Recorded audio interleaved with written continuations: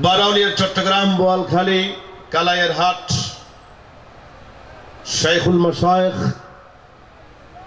উস্তাজুল উলামা হযরত শাহ মহিউদ্দিন শাহ রহমাতুল্লাহ বার্ষিক প্রধান অনুষ্ঠিত উপলক্ষে আয়োজিত আজকের মহাপবিত্র ঈদে মিলাদুন নবী সাল্লাল্লাহু আলাইহি সাল্লাম ফাতিহা শরীফের পরম শ্রদ্ধেয় সম্মানিত প্রধান অতিথি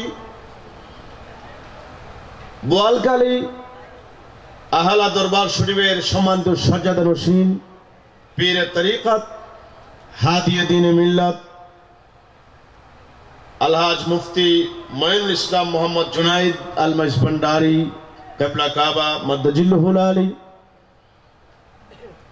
আজকের মাহফিলের সম্মানিত প্রধান ওয়াইস বর্তমান সময়ের আরুণ সৃষ্টিকারী বক্তা আকিব শফিক ওয়ার রফিক চট্টগ্রাম ইসলামিক রিসার্চ সেন্টারের সম্মানিত মহাপরিচালক জনাব আলহাজ শেখ জাহিদ কাদেরী সাহেব মদ্দাজিল্লুহুল আলী, বিশেষ করে আজকের মাহফিলের নৌরানি উরস পরিচালনা কমিটির সম্মানিত সভাপতি, সম্মানিত আহ্বায়ক, আজকের মাহফিলের সম্মানিত সভাপতি, বাই বাই মোটর পার্টসের সম্মানিত পরিচালক জনাব হাজি মোহাম্মদ নূর হোসেন সাহেব বারাকাল্লাহু তাআলা ফি হায়াতি, আমার সামনে উপস্থিত অত্র এলাকার বিভিন্ন এলাকা থেকে আগত প্রিয় আল্লাহ প্রেমিক, রসুল প্রেমিক, ওলি প্রেমিক, মা বাবা প্রেমিক, দেশ প্রেমিক, কোরআন সুন্নাহ প্রেমিক, ঈদ মিলাদুন নবী সাল্লাল্লাহু আলাইহি সাল্লাম প্রেমিক আমার সুন্নি মনা ভাইরা, বিশেষ করে পর্দার আড়ালের মস্তুরাত মাহজুবাত পরম শ্রদ্ধেয়া সম্মানিতা মা এবং বোনেরা, আসসালামু আলাইকুম ওয়া রাহমাতুল্লাহি ওয়া বারাকাতুহু। মাহফিলের শুরুতে হযরত মহিউদ্দিন শাহ রহমাতুল্লাহ আজকের বার্ষিক ওরস মোবারক এই বরকতমণ্ডিত মাহফিলে যারা বাহিরে ঘোরাফেরা করছেন, আড্ডা দিচ্ছেন, দোকানে ফাটে গল্পগুজব করছেন, বাড়িতে শীতের কারণে বা অন্য কোনো কারণে আপনারা যারা এখনো আসতে পারেন নাই, এই জন্য আপনাদের সকলকে আমি প্যান্ডেলের ভিতরে আসার অনুরোধ করছি। আমাদের আজকের মাহফিলের প্রধান ওয়াইস শেখ জাহিদ কাদেরী উনি আসতে একটু দেরি হওয়াতে আমার শিডিউল 10টার পরে ছিল, আমি আগে চলে এসেছি। এজন্য আমি এলাকার সর্বস্তরের সুন্নি ভাইদের কাছে অনুরোধ করব, প্যান্ডেলের ভিতরে কি সুন্দর শীতের প্রকোপ যাতে না পড়ে, ঠান্ডা যাতে না লাগে, এরকম সুন্দর আজিমুল শান নূরানি হক্কানি রব্বানি এরকম ইন্তজাম করা হয়েছে। শ্রোতা মণ্ডলী বাইরে বাইরে আপনারা ঘুরতেছেন আশা করি। আমি সর্বপ্রথম আপনাদেরকে আবার সালাম দিচ্ছি, আপনারা সালামের জবাব দিবেন। আসসালামু আলাইকুম ওয়া রাহমাতুল্লাহি ওয়া বারাকাতুহু। আলোচনার শুরুতে আল্লাহ পাকের আজিমুল শান দরবার, নূরানি দরবার, 18,000 কুল কায়নাতের স্রষ্টা মালিক, মূল মালিক আল্লাহ পাকের আলিশান দরবারে আমরা শুকরিয়া আদায় করছি। সকলে বলছি আলহামদুলিল্লাহ, সবাই বলি আলহামদুলিল্লাহ। এই জাহাঙ্গীর, তুমি তোমাকে নিয়ে খানা খেয়ে নিয়ে এসো, ভিডিও মেলকে নিয়ে যাও, এটা থাক। সালাতুন ইয়া মুহিদ্দিন সাহেব, মারহাবা ইয়া মারহাবা ইয়া মারহাবা।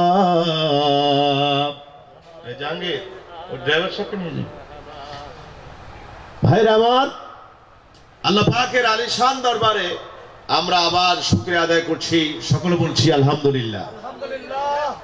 আমরা যারা এসেছি অন্তত আল্লাহ পাকের দরবারে শুকর আদায় করছি। পৃথিবীর বিশ্বময় এখন মুসিবত চলছে, করোনা ভাইরাস চলছে, আযাব গজব চলছে। এই সময় নুরানি মাহফিলে আসতে পারা, আল্লাহ পাকের আউলিয়া কিরামদের কদমে আসতে পারা, এটা আল্লাহ পাকের দয়া, আল্লাহ পাকের স্পেশাল রহমত ছাড়া আর কিচ্ছু নয়। ঠিক কিনা জোরে বলেন ভাইরা আমার। আপনারা জানেন আজকের সংবাদ দৈনিক আজাদিতে আপনারা পেয়েছেন, চট্টগ্রামের দৈনিক আজাদি শ্রীলঙ্কাতে সরকারিভাবে করোনা ভাইরাসে আক্রান্ত 107 জন মুসলমানকে পুড়িয়ে আগুনে পুড়িয়ে ভস্ম করা হয়েছে। মুসলমান ইন্তেকাল করলে আমরা ইসলামিক কালচার অনুযায়ী, ইসলামিক সিস্টেম অনুযায়ী জানাজার নামাজ পড়া হয়। জানাজার নামাজের পরে সুন্দর করে ইন্তজাম করে সসম্মানে দাফন করা হয়, দোয়া পড়া হয়, মিলাদ সালাতু সালাম পড়া হয়, সুন্দর করে বিদায় দেওয়ার একটা সিস্টেম ইসলামের মধ্যে, সুন্নিয়তের মধ্যে আছে না নাই? কিন্তু এই সিস্টেমকে অ্যাভয়েড করে শ্রীলঙ্কার সরকার সম্পূর্ণ জোর করে অনইসলামিক ভাবে ইসলামের মধ্যে ইসলাম মুসলমানদের উপরে জুলুম করে 107 জন করোনা ভাইরাস আক্রান্ত যারা শাহাদাত বরণ করেছে, মৃত্যুবরণ করেছে, তাদেরকে হিন্দুদের মতো আগুনে পুড়িয়ে ভস্ম করা হয়েছে। আজকের এই হযরতে মহিউদ্দিন শাহ রহমাতুল্লাহর মাজারে পাক থেকে, আজিমুস শান উরসে পাক থেকে আমরা শ্রীলঙ্কার সরকারের বিরুদ্ধে খুব প্রকাশ করতেছি। ঠিক কিনা জোরে বলেন, একটু আওয়াজ দেন ঠিক কিনা আমার ভাইরা। আমরা নিন্দা প্রস্তাব করছি যে মুসলমানদেরকে পুড়িয়ে মারার সেই শিক্ষা ইসলাম দেয় নাই, এটি সম্পূর্ণ অন্যায়। জাতীয় সংঘের কাছে, আরব লীগ, পৃথিবীর মধ্যে যত ওআইসি থেকে শুরু করে আন্তর্জাতিক সংগঠন আছে, বিশেষ করে জাতীয় সংঘের কাছে আমরা এর বিহিত ব্যবস্থা গ্রহণ করার বিচার দাবি করছি। ঠিক কিনা জোরে বলেন আমার ভাইরা। আজকে আমরা উরসে পাক এসেছি আল্লাহ পাকের এক ওলি হযরতে মহিউদ্দিন শাহ রহমাতুল্লাহ আলাইহির দরবারে। আমাদেরকে ওলির দরবারে যেতে অনেকে নিষেধ করে।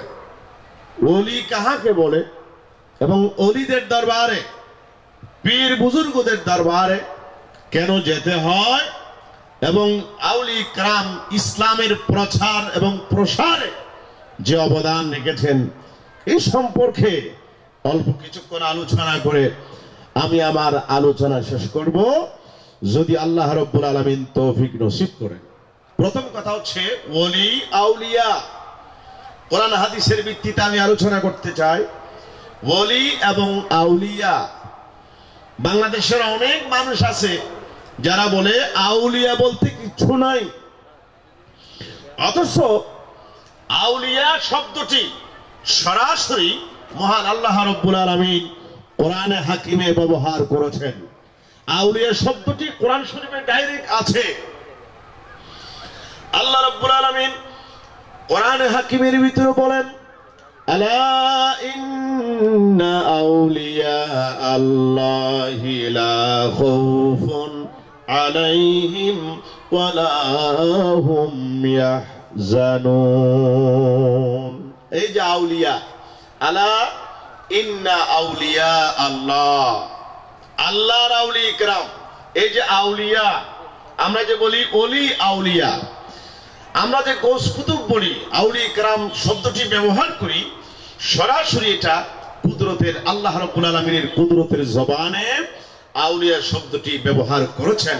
জোরে বলেন সুবহানাল্লাহ। এবং এই আউলিয়া কিরাম, ওলি কাহাকে বলে? ওলি মানে বন্ধু। ওলি শব্দের অর্থ হচ্ছে অভিভাবক, নৈকট্য, সাহায্যকারী।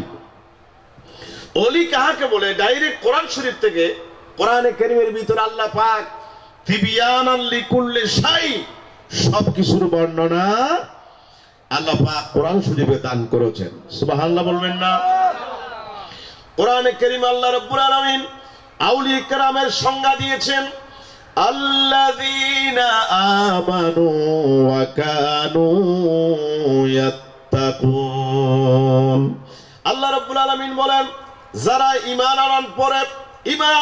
আনয়ন করার পরে আল্লাহর প্রতি, রাসূলের প্রতি, আখিরাতের প্রতি, কবরের প্রতি, হাসরের প্রতি, মিজানের প্রতি, কিতাবের প্রতি, সমস্ত রাসূলদের প্রতি ঈমান আনয়ন করার পর, ঈমান আনার পর যারা আল্লাহকে সবচেয়ে বেশি করে ভয় করে তাদেরকে বলা হয় আউলিয়া কিরাম। জোরে বলেন সুবহানাল্লাহ। কোরআন শরীফে আল্লাহ পাক বলছেন আল্লাযীনা আমানু, যারা ঈমান এনেছে, ওয়া কানু ইয়াত্তাকুন, আর যারা আল্লাহকে ভয় করার মতো ভয় করে তাদেরকে বলা হয় আউলিয়া কিরাম। জোরে বলি সুবহানাল্লাহ। আল্লাহ রাব্বুল আলামিন কোরআনে কারীমের অন্যত্তরে আউলিয়া কিরামের সংজ্ঞা দিয়েছেন। আউলিয়া কিরাম কাহাকে বলে?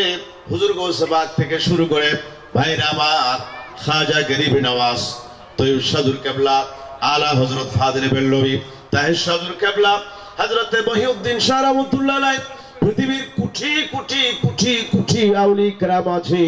আল্লাহ পাক বলেন আউলিয়া কাহাকে বলে? রব্বুল আলামিন বলেন ইন আউলিয়াউহু ইল্লাল মুত্তাকুন, যারা আল্লাহকে বেশি করে ভয় করে। আল্লাহ রাব্বুল আলামিন বলেন ঈমান আনার পর আমি আল্লাহকে বেশি করে ভয় করে যারা, তাদেরকে বলা হয় আউলিয়া কিরাম। যারা আল্লাহকে বেশি করে ভয় করে, এটা হচ্ছে কোরআন শরীফ থেকে ডাইরেক্ট সংজ্ঞা, ওলির সংজ্ঞা, ওলির ডেফিনিশন, ওলির প্রকৃত পরিচয়। আল্লাহ পাক বলছেন ঈমান আনার পর যারা আল্লাহকে বেশি করে ভয় করে, আমল করে বেশি, তারা হচ্ছেন প্রকৃত ওলি। হাদিস শরীফে আছে ভাইরা আমার, ইবনে মাজাহ শরীফ, মিশকাত শরীফের আপনার সাহাসিতার অন্যতম কিতাব ইবনে মাজাহ, এবং বিশেষ করে মিশকাত শরীফের 423 নম্বর হাদিসে বলা হয়েছে, হুজুর করিম সাল্লাল্লাহু আলাইহি ওয়াসাল্লাম বলছেন ইদা যুকিরাল্লাহ, যাদের চেহারার দিকে দেখলে আল্লাহর কথা মনে পড়ে, আল্লাহর জিকির হয়, আল্লাহর কথা স্মরণ হয়, তাদেরকে বলা হয় আউলিয়া কিরাম। জোরে বলেন সুবহানাল্লাহ। ভাইরা আমার, যেমন তাহির সাদুর কেবলা চেহারার দিকে তাকালে শেরে বাংলা হুজুর আহমদুল্লাহ মাইজভান্ডারী, জিয়াউল মাইজভান্ডারী, পৃথিবীর যত হক্কানি রব্বানি আউলিয়া কিরাম আছে, যাদের চেহারার দিকে তাকালে দাড়ি দেখবেন, মিসওয়াক দেখবেন, জুব্বা দেখবেন, মাথায় টুপি দেখবেন, মাথা থেকে শুরু করে এমনকি কদম পর্যন্ত, তাদের চেহারার দিকে তাকালে আল্লাহ রব্বুল আলামিনের স্মরণ হয়। যাদের চেহারার দিকে তাকালে তারাই হচ্ছেন রব্বুল আলামিনের প্রকৃত ওলি। জোরে বলেন সুবহানাল্লাহ। যাদের চেহারার দিকে দেখলে আল্লাহর কথা মনে পড়ে তাদেরকে বলা হয় ওলি। জোরে বলেন সুবহানাল্লাহ। এবং ওলির সংজ্ঞায় হযরতে শাহ সুফি আল্লামা ইউসুফ নিবহানী রাহমাতুল্লাহ আলাইহি বলেন, যারা আল্লাহর ফরজ মানে, আল্লাহ পাকের কোরআন সুন্নাহ যারা মানে, কোরআন মানে, সুন্নাহ মানে, যারা নেক আমল করে এবং পাপ কাজ থেকে দূরে সরে থাকে, দুইটা কাজ। ঈমান আনার পরে যারা নেক কাজ করে, নামাজ, রোজা, হজ, যাকাত, মিলাদ, সালাতু সালাম, তাহাজ্জুদের নামাজ, জিকির আজকার করে, সদা সর্বদাই নেক আমল করে, নেক কাজ করে, নেক কাজ করার পরে যারা, আল্লাহ রাব্বুল আলামিন বলেন আল্লাযীনা আমানু ওয়া আমিলুস সালিহাতি লানুদখিলান্নাহুম ফিস সালিহিন। যারা ঈমান আনে, ঈমান আনার পরে যারা নেক আমল করে, রব্বুল আলামিন ওয়াদা করলেন লানুদখিলান্নাহুম ফিস সালিহিন, আমি তাদেরকে ওলি বানায় দেই। জোরে বলবেন না সুবহানাল্লাহ। তাহলে ঈমান আনার পর যারা নেক কাজ করে, ভালো আমল করে, মিলাদ, সালাতু সালাম পড়ে, জিকির আজকার করে, ফরজ নামাজ, নফল নামাজ পড়ে, বিভিন্ন রকমের দান সদকা করে, সদা সর্বদা আল্লাহ রাব্বুল আলামিনের জিকির করে, গুনাহ থেকে তারা দূরে সরে থাকে, সগীরা গুনাহ, কবিরা গুনাহ, বড় বড় যত গুনাহ আছে, গুনাহ থেকে যারা সরে থাকে এবং আল্লাহ রাব্বুল আলামিনের ইবাদত বন্দেগী যারা সব সময় করে, তাদেরকে বলা হয় আউলিয়া কিরাম। জোরে বলেন সুবহানাল্লাহ। এখন 2 নম্বর কথা হচ্ছে ওলির প্রয়োজনীয়তা কি। ওলি বুঝলাম যারা নেক কাজ করে, ভালো আমল করে, যারা পাপ কাজ থেকে দূরে সরে থাকে তাদেরকে ওলি বলা হয়। ঈমান আনার পর এরকম আমল যারা করে তারা ওলি। কিন্তু সেই ওলির কাছে যাওয়ার প্রয়োজনটা কি? মাজারে যাব কেন? হুজুর গৌসে পাকের দরবারে, খাজা গরিবে নওয়াজের দরবারে শ্রীকুট শরীফ পাকিস্তান, খাজা গরিবে নওয়াজের দরবারে ভারতে মানুষ টাকা পয়সা খরচ করে কেন যাবে? মেজবান্ডার দরবার শরীফ হুজুর আপনার তৈয়ব কেবলা, বিভিন্ন আউলিয়া কিরাম, বিশেষ করে শেরে বাংলা হুজুর কেন এত দূরে মানুষ টাকা পয়সা খরচ করে? হযরতে মহিউদ্দিন শাহ রহমতুল্লাহ আলাইহি বোয়ালখালীর এই কালায়ের হাট মানুষ কেন আসবে? ওলিদের দরবারে কেন যাবে? ভাইরা আমার, এই জন্য যাবে মানুষের শারীরিক যখন অসুখ হয়, হাতে যখন সমস্যার সৃষ্টি হয়, মাথার মধ্যে, পার মধ্যে, হাতের মধ্যে যখন সমস্যার সৃষ্টি হয় তখন মানুষ ডাক্তারের কাছে যায়।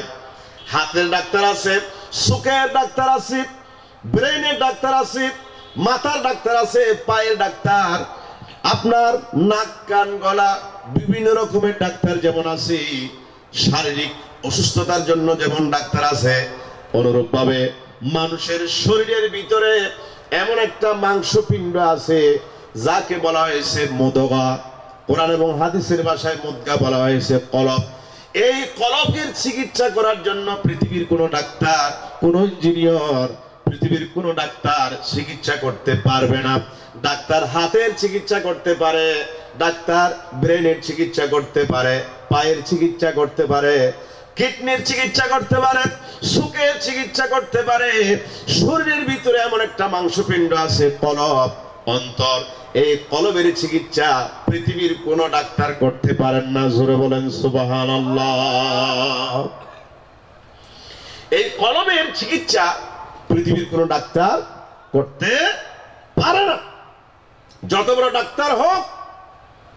এই যে আমাদের বাম দুধের সিনা 2 আঙ্গুল নিচে যে একটা মাংসপিণ্ড আছে, ছোট্ট একটা মোবাইল, এই যে আমার দিকে দেখেন মোবাইলের ভিতরে ছোট্ট একটা সিম থাকে। সিম যদি না থাকে মোবাইল দিয়ে কথা বলা সম্ভব নয়। মানুষের শরীরের ভিতরে আল্লাহ রাব্বুল আলামিন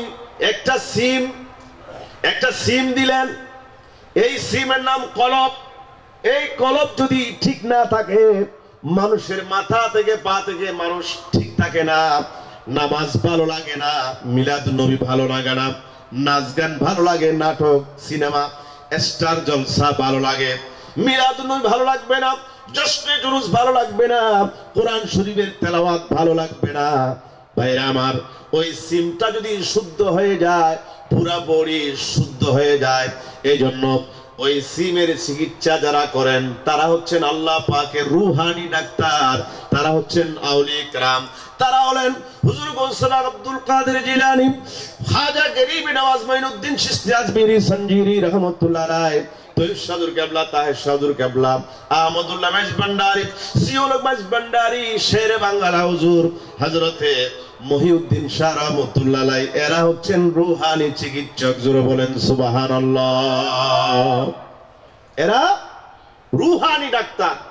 পৃথিবীর আপনার বাহ্যিক শরীরের অঙ্গ প্রত্যঙ্গের যেমন ডাক্তার আছে, ওই যে শরীরের ভিতরে সিম যেটা আছে, রূহ, কলবের চিকিৎসা করার জন্য ডাক্তারের কাছে যেতে হবে। চোখের সমস্যা হলে যেমন ডাক্তার আছে, কলবের সমস্যার জন্য তেমন ডাক্তার আছে। পৃথিবীর ডাক্তার নয়, তারা হচ্ছেন রুহানি ডাক্তার, আউলিয়া কিরাম। জোরে বলেন সুবহানাল্লাহ। ওলিদের কাছে, মাজার, আল্লাহর ওলিদের কাছে যাব আরো অনেক কারণ আছে। বাইরে আমার সম্পদের যেমন পাহারা দিতে হয়, বোয়ালখালী, মহেশখালী, বাঁশখালী, যত রকমের আপনার জেলা উপজেলা থানার মধ্যে, জেলার মধ্যে বা ওয়ার্ডের মধ্যে যত ধনী মানুষ আছে, টাকা পয়সাওয়ালা, সম্পদ, এই বিরাট সম্পদের পাহারা দেওয়ার জন্য মানুষ দরকার, রাতে বা দিনে পাহারা দেওয়ার জন্য। সম্পদের পাহারা দেওয়ার জন্য যেমন একজন পাহারাদার দরকার, ভাইরা আমার, মানুষের একজন মুসলমানের জিন্দেগিতে সবচাইতে বড় সম্পদের নাম ঈমান। এই ঈমানের পাহারা দেওয়ার জন্য অবশ্যই একজন প্রয়োজন, তিনি হচ্ছেন আমার পীর, আমার আউলি কেরাম। জোরে বলেন সুবহানাল্লাহ। সবচেয়ে বড় পুঁজি, সবচেয়ে বড় সম্পদ ঈমান। এই ঈমানের পাহারা দেওয়ার জন্য আল্লাহ পাকের আউলি কেরাম প্রয়োজন। এই জন্য আপনারা দেখবেন পৃথিবীর যত বড় বুজুর্গ আছে সব বুজুর্গরা তারা পীরের কাছে গিয়েছেন। সুবহানাল্লাহ বলবেন না? এমন কোন বুজুর্গ নাই, এমন কোন বড় আলেম নাই, সবচেয়ে বড় আলেম তারা পীর আউলিয়ার কাছে গেছেন। হুজুর গৌস পাক গিয়েছেন, হাজা মঈনুদ্দিন চিশতি রাহমাতুল্লাহ আলাইহি গিয়েছেন, ঠিক না? তৈয়ব সদর কাবলা গেছেন, তাই সদর কাবলা গেছেন, পীরের কাছে গেছেন। শেরে বাংলা হুজুর গেছেন, হযরতে মঈনুদ্দিন শাহ রাহমাতুল্লাহ আলাইহি পীরের দরবারে গেছে, মাঝবান্ডার শরীফ গেছে। তাহলে প্রত্যেক বুজুর্গরা, প্রত্যেক আউলি কেরামরা পীরের কাছে গিয়েছেন। পীরের কাছে এই জন্য যেতে হয়, রুহানি তারাক্কির জন্য, ঈমানের তেজস্বিতার জন্য। আউলি কেরাম আমাদেরকে শিক্ষা দিয়েছেন, আল্লাহ পাকের আউলি কেরামদের কাছে যেতে হবে। জোরে বলেন সুবহানাল্লাহ। দেখেন এবার সরাসরি কোরআন শরীফ থেকে আমি বলছি, মহান আল্লাহ পাক যিনি আমাদের স্রষ্টা, আমাদের থেকে আল্লাহ আমাদের বেশি বুঝবেন না? আমাদের স্রষ্টা যিনি আল্লাহ রাব্বুল আলামিন ডাইরেক্ট বলেছেন, তোমরা ওলিদের দরবারে যাও। সুবহানাল্লাহ বলবেন না? ওলিদের দরবারে যাওয়ার জন্য বলছেন ডাইরেক্ট আল্লাহ, আল্লাহ পাক যিনি আমার স্রষ্টা। কোরআনে কারীম আল্লাহ রাব্বুল আলামিন সূরা তাওবার মধ্যে বলছেন, ইয়া আইয়ুহাল্লাযীনা আমানুত্তাকুল্লাহা ওয়া কুনু মা'আস সাদিকিন। ইয়া আইয়ুহাল্লাযীনা আমানু, হে মুমিনগণ।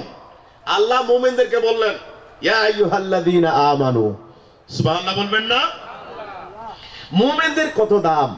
পৃথিবীর কাউকে, আমেরিকার প্রেসিডেন্টকে আল্লাহ ডাক দিলেন না, পৃথিবীর কোন মন্ত্রী মিনিস্টারদেরকে ডাক দিলেন না। আল্লাহ রাব্বুল আলামিন কোরআন শরীফে মুমিনদেরকে ডাক দিলেন, যারা আমরা ঈমান এনেছি আল্লাহ এবং রাসূলের প্রতি, কোরআন শরীফের প্রতি। আমরা যারা পড়েছি লা ইলাহা ইল্লাল্লাহু মুহাম্মাদুর রাসূলুল্লাহ সাল্লাল্লাহু আলাইহি ওয়াসাল্লাম, লা ইলাহা লা ইলাহা, আরেকটু জোরে, লা ইলাহা, লা ইলাহা, লা ইলাহা ইল্লাল্লাহু মুহাম্মাদুর রাসূলুল্লাহ। সকলে বলুন সাল্লাল্লাহু আলাইহি ওয়াসাল্লাম। দেখেন লা ইলাহা ইল্লাল্লাহ, একটু বলেন লা ইলাহা ইল্লাল্লাহ মুহাম্মাদুর রাসূলুল্লাহ। এই যে দুটো পাঠ আছে, লা ইলাহা ইল্লাল্লাহ এটার নাম তাওহীদ, মুহাম্মাদুর রাসূলুল্লাহ এটার নাম রিসালাত। তাওহীদ এবং রিসালাত এই দুইটা মিলে আমাদের কালিমা। সুবহানাল্লাহ বলবেন না?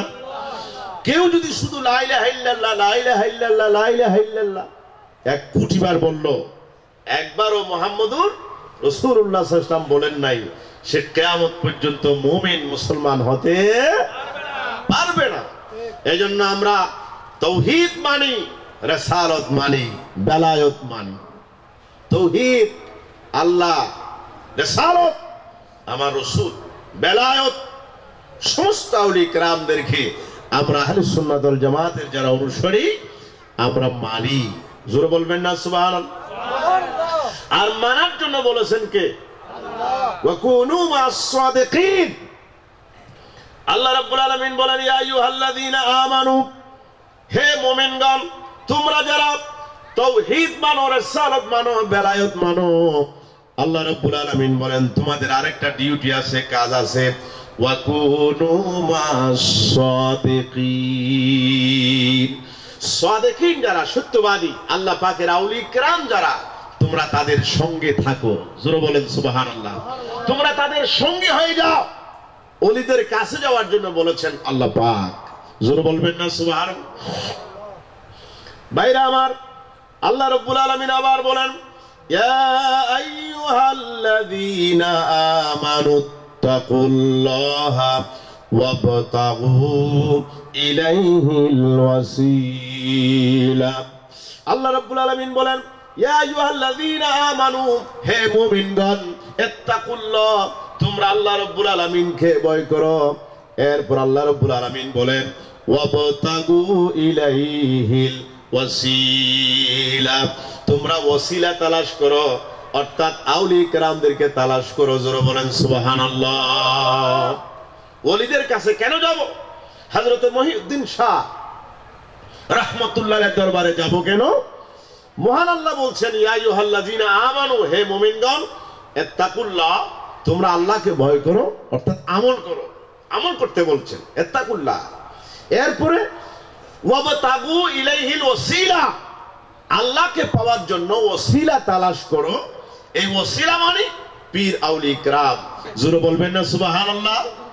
আরো জোরে বলেন না সুবহানাল্লাহ। এবং আউলিয়া কেরামদের কাছে গেলে আল্লাহ পাকের স্পেশাল রহমত পাওয়া যায়। আল্লাহ রাব্বুল আলামিন বলেন, ইন্না রাহমাতাল্লাহি কারীবুম মিনাল মুহসিনিন। আল্লাহর রহমত, ইন্না রাহমাতাল্লাহ, যারা আল্লাহর রহমত কামনা করে, আল্লাহর রহমত চায়। আমরা আল্লাহর রহমত চাই কি না?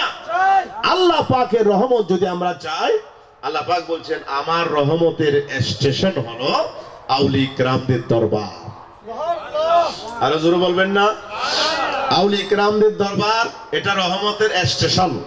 ভাইরা আমার, বিভিন্ন জায়গায় আপনারা বেড়াতে যান, ঢাকা যান, তো ঢাকা যাওয়ার জন্য যেমন স্টেশন আছে, গাড়ির স্টেশন, রেলের স্টেশন, বিমানের স্টেশন। এখন স্টেশনে না গিয়া আপনি কখনো চট্টগ্রাম, ঢাকা, কুমিল্লা, সিলেট যেতে পারবেন না। পারবেন আপনারা?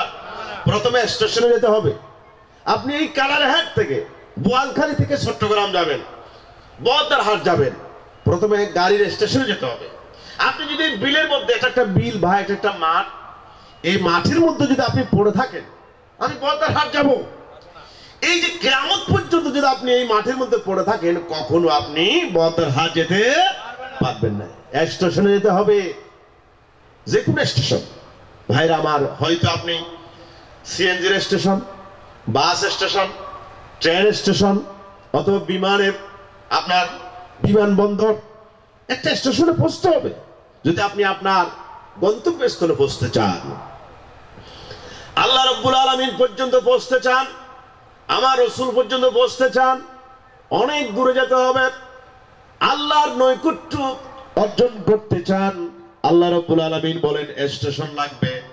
স্টেশন মানে হুজুর গৌসে পাকের দরবার, স্টেশন মানে খাজা গরিব নওয়াজের দরবার, স্টেশন মানে দরবারে শ্রীকুট শরীফ, স্টেশন মানে মাইজবান্ডার দরবার শরীফ, স্টেশন মানে হযরতে মহিউদ্দিন শাহ রহমাতুল্লাহ দরবার। জোরে বলেন সুবহানাল্লাহ।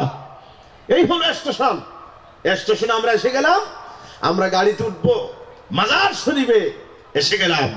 আমাদেরকে হযরতে মহিউদ্দিন শাহ রহমাতুল্লাহ আলাইহি, আমাদেরকে তৈয়ব কেবলা রহমাতুল্লাহ আলাইহি, আমাদেরকে তাইয়ুর কেবলা মাদ্দাজিল্লাহুল আলী, আমাদেরকে আহমদুল্লাহ মাইজভান্ডারী কুদ্দিসা সিররু, এভাবে করে যত আউলিয়া কেরামদের স্টেশন আসলেই মদিনা শরীফ যাওয়া যায়, মক্কা শরীফ দেওয়া যায়, আল্লাহ পাকের দরবার পর্যন্ত পৌঁছা যায়। জোরে বলেন সুবহানাল্লাহ। এইজন্য আল্লাহ পাক বলছেন, ইন্না রাহমাতাল্লাহ করিবুম মিনাল মুহসিনিন, আমার রহমতের স্টেশন হচ্ছে আল্লাহ পাকের আউলিয়া কেরাম। জোরে বলবেন না সুবহানাল্লাহ। সালাতুন ইয়া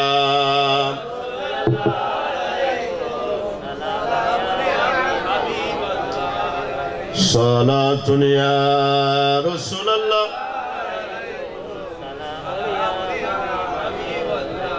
মারহাবা ইয়া মারহাবা ইয়া মারহাবা।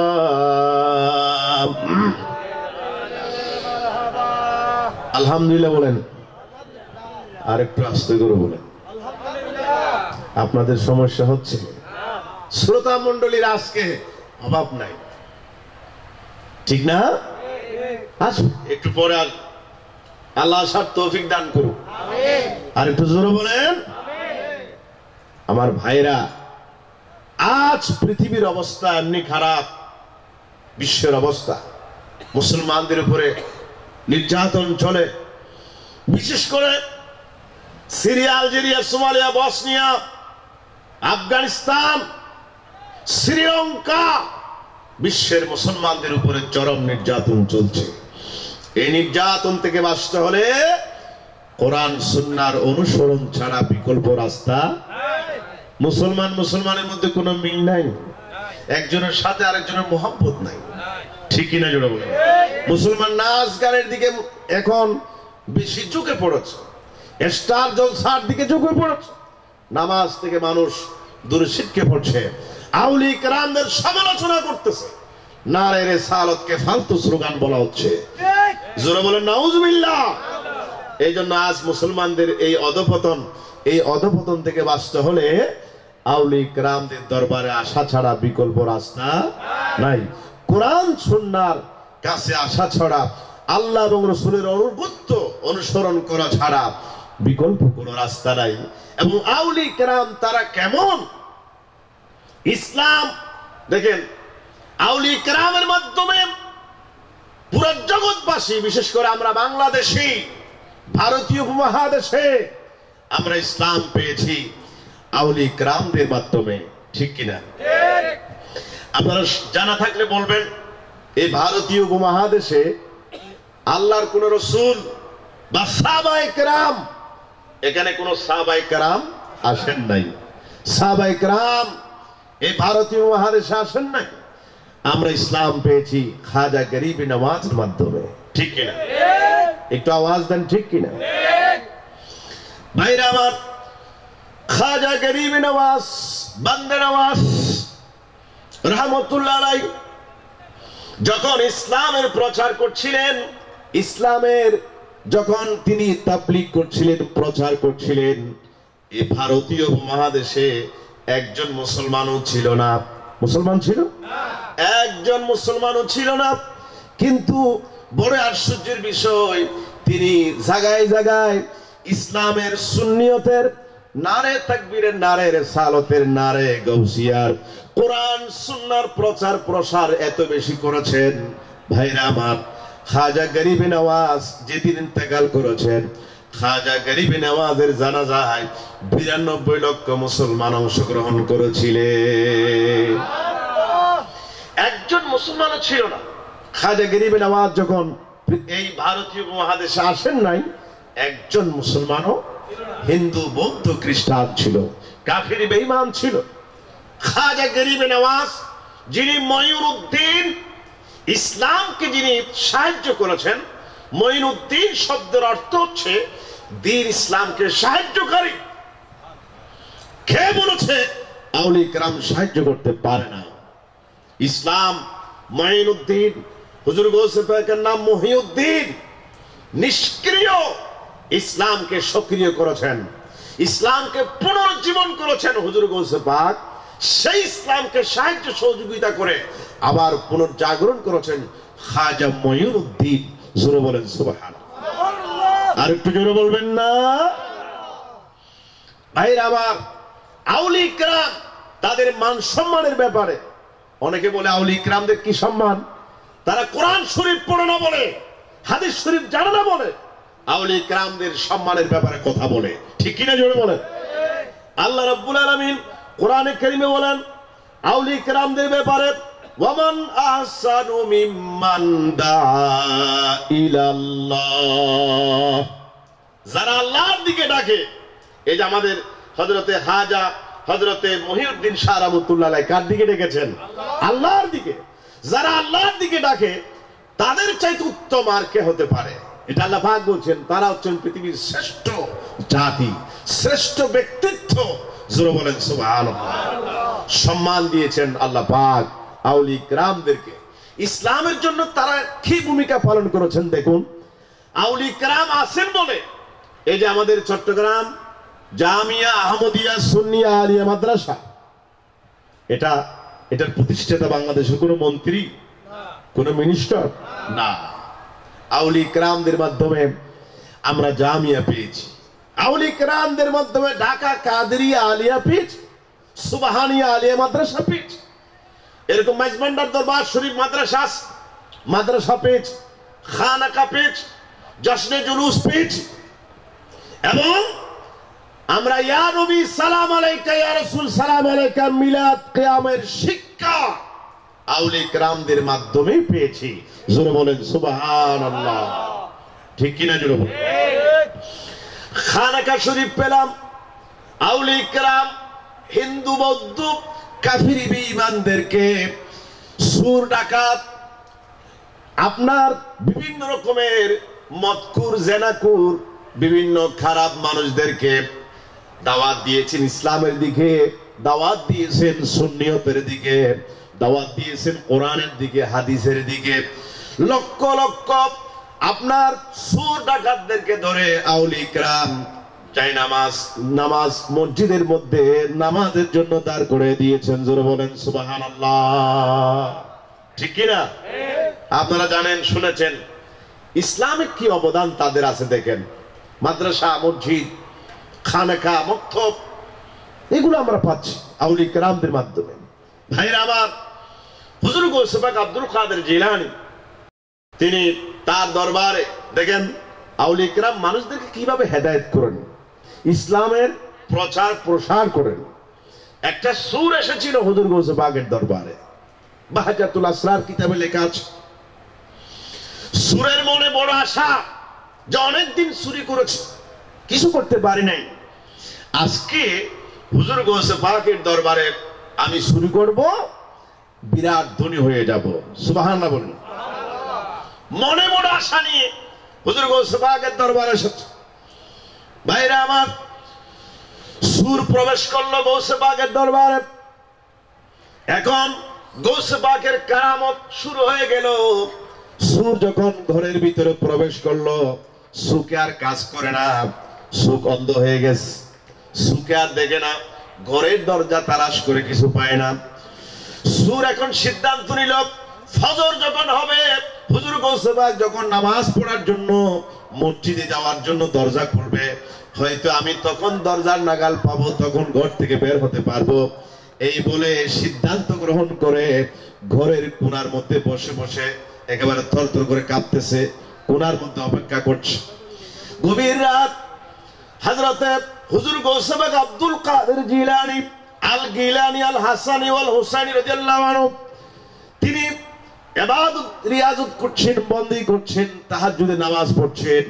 গভীর রজনী খাজা হযরতে খিজির আলাইহিস সালাম হুজুর গৌসে পাকের দরবারে উপস্থিত হয়ে গেলেন। জোরে বলেন সুবহানাল্লাহ। খিজির আলাইহিস সালাম উপস্থিত হয়ে গেছে, হুজুর গৌসে পাককে সালাম দিলেন, হুজুর গৌসে পাক সালামের জবাব দিলেন। এরপরে খাজা খিজির আলাইহিস সালাম বলেন, হে গৌসে পাক আব্দুল কাদের জিলানী, আজকে ইরানের নেহাউন শহরে যিনি কুতুব, শহরে প্রত্যেক শহরে শহরে একটা কুতুব থাকে, যেমন চট্টগ্রাম শহরের কুতুব কে? শাহে আমানত রহমতুল্লাহ আলাইহি। এরকম পৃথিবী, Bangladesh, Bharat, America, Britain, Japan, Russia দেশ বাহ্যিকভাবে দেশ পরিচালনা করার জন্য যেমন সংসদ থাকে, সংসদ ক্যাবিনেট থাকে, 300 এমপি থাকে, স্পিকার থাকে, রাষ্ট্রপতি থাকে, প্রধানমন্ত্রী থাকে, অনুরূপভাবে এই পৃথিবীকে পরিচালনা করার জন্য আল্লাহ রাব্বুল আলামিন অভ্যন্তরীণভাবে আউলি কেরাম ক্যাবিনেটের মাধ্যমে পৃথিবী পরিচালনা করেছেন। জোরে বলেন সুবহানাল্লাহ। আল্লাহ চাইলে ডাইরেক্ট পারে, কিন্তু আল্লাহ ডাইরেক্ট কিছু দেন না, আল্লাহ ওসিলা দিয়ে দেন, ওলিদের মাধ্যমে দেন, বৃষ্টি দেন। আল্লাহ ডাইরেক্ট দেন না, ম্যাগের মাধ্যমে বৃষ্টি দেন। আপেল, কমলা লেবু, বিভিন্ন রকমের ফল ফ্রুট এগুলো কে দেয়? আল্লাহ দেন, কিন্তু ডাইরেক্ট দেন না। কালাইয়ের হাটে আপনাদের এই যে এই বোয়ালখালীতে ডাইরেক্ট দেয়, আসমান থেকে ফাইলা দেয় না, গাছের মাধ্যমে দেয়, ফল গাছ, আম গাছ, কাঁঠাল গাছ, লিচু গাছ। তো আল্লাহ ডাইরেক্ট দেন না। অনুরূপ ভাবে আল্লাহ রাব্বুল আলামিন ডাইরেক্ট ইসলামের প্রচার করতে পারতেন, কিন্তু আল্লাহ ডাইরেক্ট ইসলামের প্রচার করেন নাই। এই ইসলামের প্রচার করার জন্য, এই কোরআন সুন্নাহর জান্নাতের প্রচার করার জন্য আল্লাহ রাব্বুল আলামিন 360 আপনার 3,36,000 নবী রাসূল প্রেরণ করেছেন। সুবহানাল্লাহ। আর একটু জোরে বলবেন না? আল্লাহ ডাইরেক্ট পারতেন না? আল্লাহ ডাইরেক্ট পারতেন।